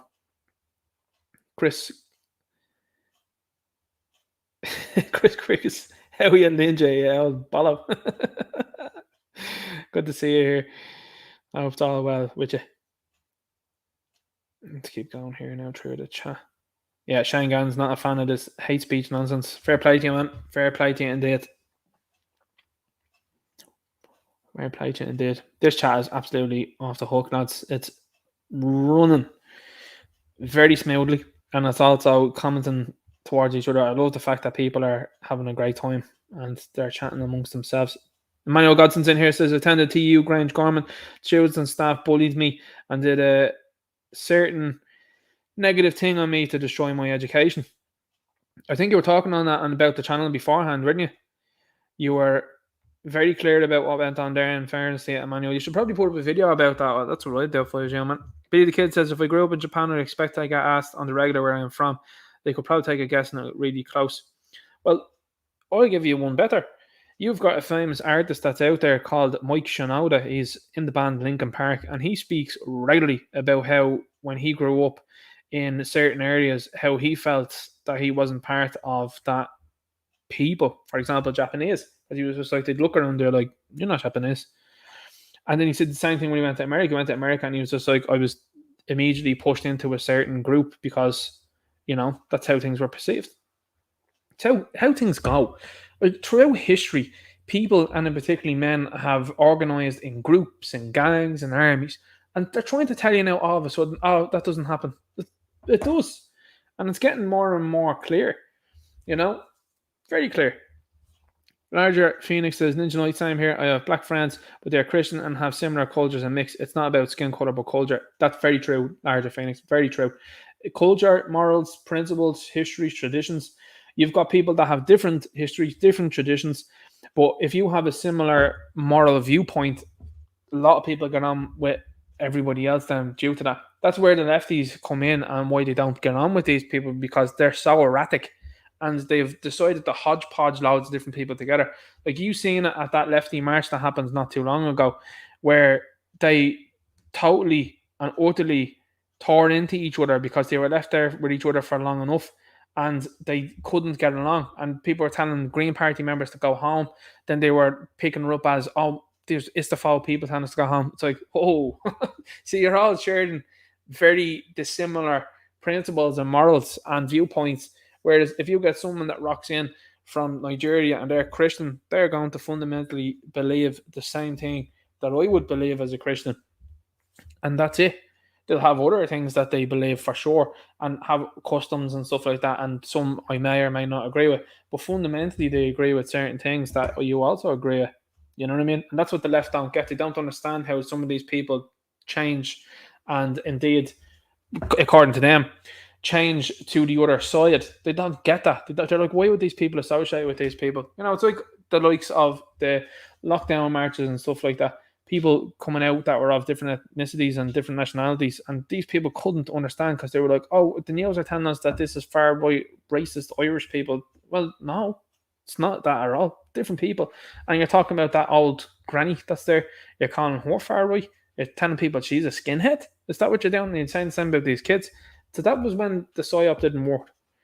Jason Irish Red says, Ninja Knight, the word racist is a word commonly used by people who just want to take the moral high ground. For sure. It's very big grandstanding by these people, and they don't think that you're going to come back from it, and they don't think that you're going to be like, here, listen, you don't even know the meaning of the word. An awful lot of these people don't know the meaning of the word. If you said to them, here, what does the word racist mean? They look at it and they go, my definition of it would be someone that wants the entirety of one group totally and utterly out of here. That would be my way I would look at it. Dan Healy says, so true what you were saying. Thanks very much. Much appreciated. Energetically One says, as someone with bipolar, I have to strongly disagree. That's cool. About says, have to disagree with you, Ninja, and your mental health is, Ninja, a lot more complicated than just feeling sorry for themselves. I hear you on that one, but to be honest with you, I do think a lot of people, for sure, just make themselves feel down and can't get out of that cycle. And then you're being pushed into, for example, diets that don't suit and don't help people, lack of exercise and promoted healthy diets not promoted. Instead, it's, I'll take this and you'll feel better, you know. That's just what I've seen. Different people's different life experiences, of course, are different, but for me, different story. And Lion Joel says, Base Ninja Night. Good to see you here, and thanks for that. Much appreciated. Michael Brazil's in here, says, evening, folks. Good to see you here, man. Let's keep going here. Let's see what's going on. It's great to see the Irish getting here. That's absolutely brilliant. He does phenomenal videos, by the way. Phenomenal ones. Just really quick and easy to digest, and that's important. A lot of people would say, oh, what do you mean by that? It's very, and that's what I'm saying to you about even the stuff that the likes of Grips Media and Ben Scanlon do. I think the Irish Get does it better. I think he does it in a way that people look at it and go, yeah, I know what that guy is saying, I know he's talking about. And then he points out and brings the receipts. Hugely.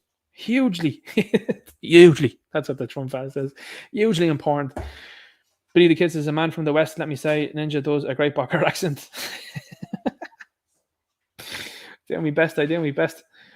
I try. What happened? Who's that there? That's that John McAllister. What happened to the hole in the ozone? That was paid for by the taxes, you know. They sorted that out there. They said the taxes sorted that. Absolutely brilliant. They went away with that. Remember, they used to talk about the likes of the penguins and the polar bears. They don't talk about them anymore. Should they don't? They guilt tripped everyone into paying loads of money towards them. And they're like, by the way, that's all sorted now. They've actually flourished in numbers. Jason Irish Red says, Ninja Knight, is it true that the latest theory on climate change is that some of it is being caused by cows farting too much? Yeah, that's what these people are saying. They're out there. They're like, we're going to cull the cows and give each of these farmers 20 grand a cow. And they're like, yeah, you're obviously trying to buy off the farmers, and it's not working at all. Shane Gann says, Tommy Robinson lived 14 miles from me back home. It's all true. It's coming this way if the Garda keep them failing at our borders. Bad news. Bad news, 100%. And Tommy Robinson has been leading the way for people in Britain to be like, look what's going on here.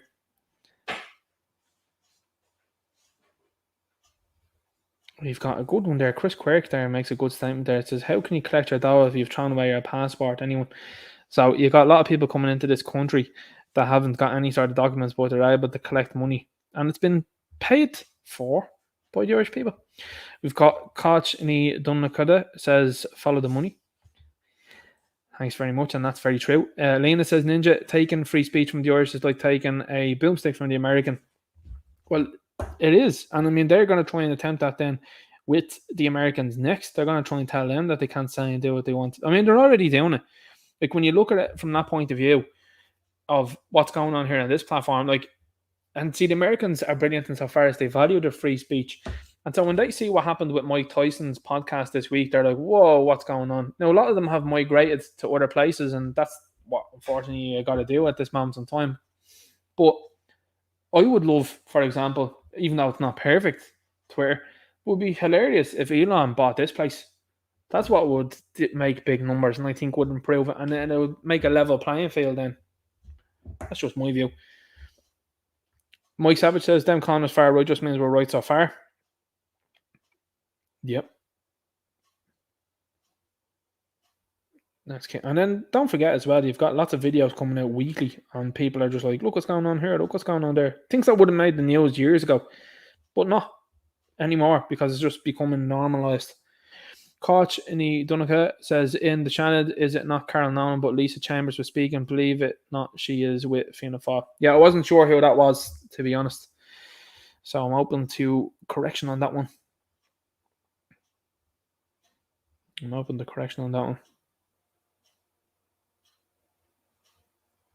Billy the Kid says, a lot of foreigners have more respect for you when you have that attitude. I've come to despise people who are absolutely terrified of the word racist. Yeah, the thing is, and you see, that's the sad part of it. Like, that word used to mean something. So did an awful lot of other words that they like to utilize, and it just has lost meaning. It's like, the guys from the 1930s Germany. Yeah, the word is just gone. It doesn't mean anything anymore. And it's like even the word, I suppose, Marxist and communist and stuff like that. Like, sure, they're attributed to people and leftism and all that. But, like, to me, the word that's more fitting for these individuals is evil. You know what I mean? Like, what they're promoting, in my opinion, is just pure and utter evil. Like, there's no two ways about it. Like, to me, if you're deciding to go out there and say, 18 years of age, if you're the same person that's out there and like, yeah, you can only get a tattoo when you're 18, okay, but then a kid then wanting to make a life-altering decision permanently, you're happy with that at 8 years of age? And they're like, yeah. And I'm like, well, you're out of any sort of logical reasoning there. Really are. Larger things, Ninja Knight, got to hop off. Keep up the good fight, lad. God bless all. Sean Max says the Gardaí and public appointment services only want lefties, women and immigrants in the Gardaí now, or straight white Irish patriotic nationalist males ain't wanted in the Gardaí. Interesting comment there. Mary Rose says Denmark are very restrictive who and how many asylum seekers they let in. How come Ireland can't do the same thing? We absolutely can, but our people that are running the show, if you even want to look at it like that, are just having no standards at all, because it's nothing to do with them. Nothing to do with them. Chris Craig says, Ninja, give me a shout out. Yeah, Bolivia. Budgie Borger says, cheers. Thanks, man. Much appreciated. Mark Zuckerberg says, any goal found in Ireland is not yours. It's the government's, as far as I know. It's not allowed. Teresa O'Connell says, great show as always. Thanks very much. Armchair Limerick National sends voice to sounds for the stream, Ninja. Shane Gann says, keep it ground, Ninja. Thanks very much. Pat Merrigan says, Mary Rose, we can. Ireland has an opt-out if they want to stop immigration, but it doesn't suit the narrative. Spot on there. That's a brilliant comment. Absolutely 100% accurate there. People are talking about the bug burgers in the chat there as well. Jason Oishred says, Ninja Knight, speaking of TV shows, RT might have to make a sequel called Ryan's Private Savings. Ooh, good one. Good one there. Absolute facts on that one. CK Media Training says, thanks, Ninja. Thank you very much. Much appreciated. Grand thanks, Leanne Curtis says, what to say here, and appreciate the update on how we are and how's things. That's a brilliant comment there, that one there, from Billy the Kid. Human beings are tribal. Read your history. Just because we live in this modern world of technology, human nature hasn't changed. Very true. That is absolutely 100% accurate. 100% accurate. Shane Gann says, should have used the PlayStation controller, just saying. What sort of controller was it? Was an Xbox from Microsoft? I mean, Microsoft have a shady history with things, especially the owner. Have you seen some of these people out there, by the way? They're like, Robert's not a scientist, and I'm like, Bill's not either. Anyway, 3 hours now. What I'm going to do is I'm going to jump off now. Thanks, everybody that's in the chat. Much appreciated for you being here. And I'll see you next week. Look after yourselves. Have a good weekend. Enjoy. Keep the head up. It's just getting started.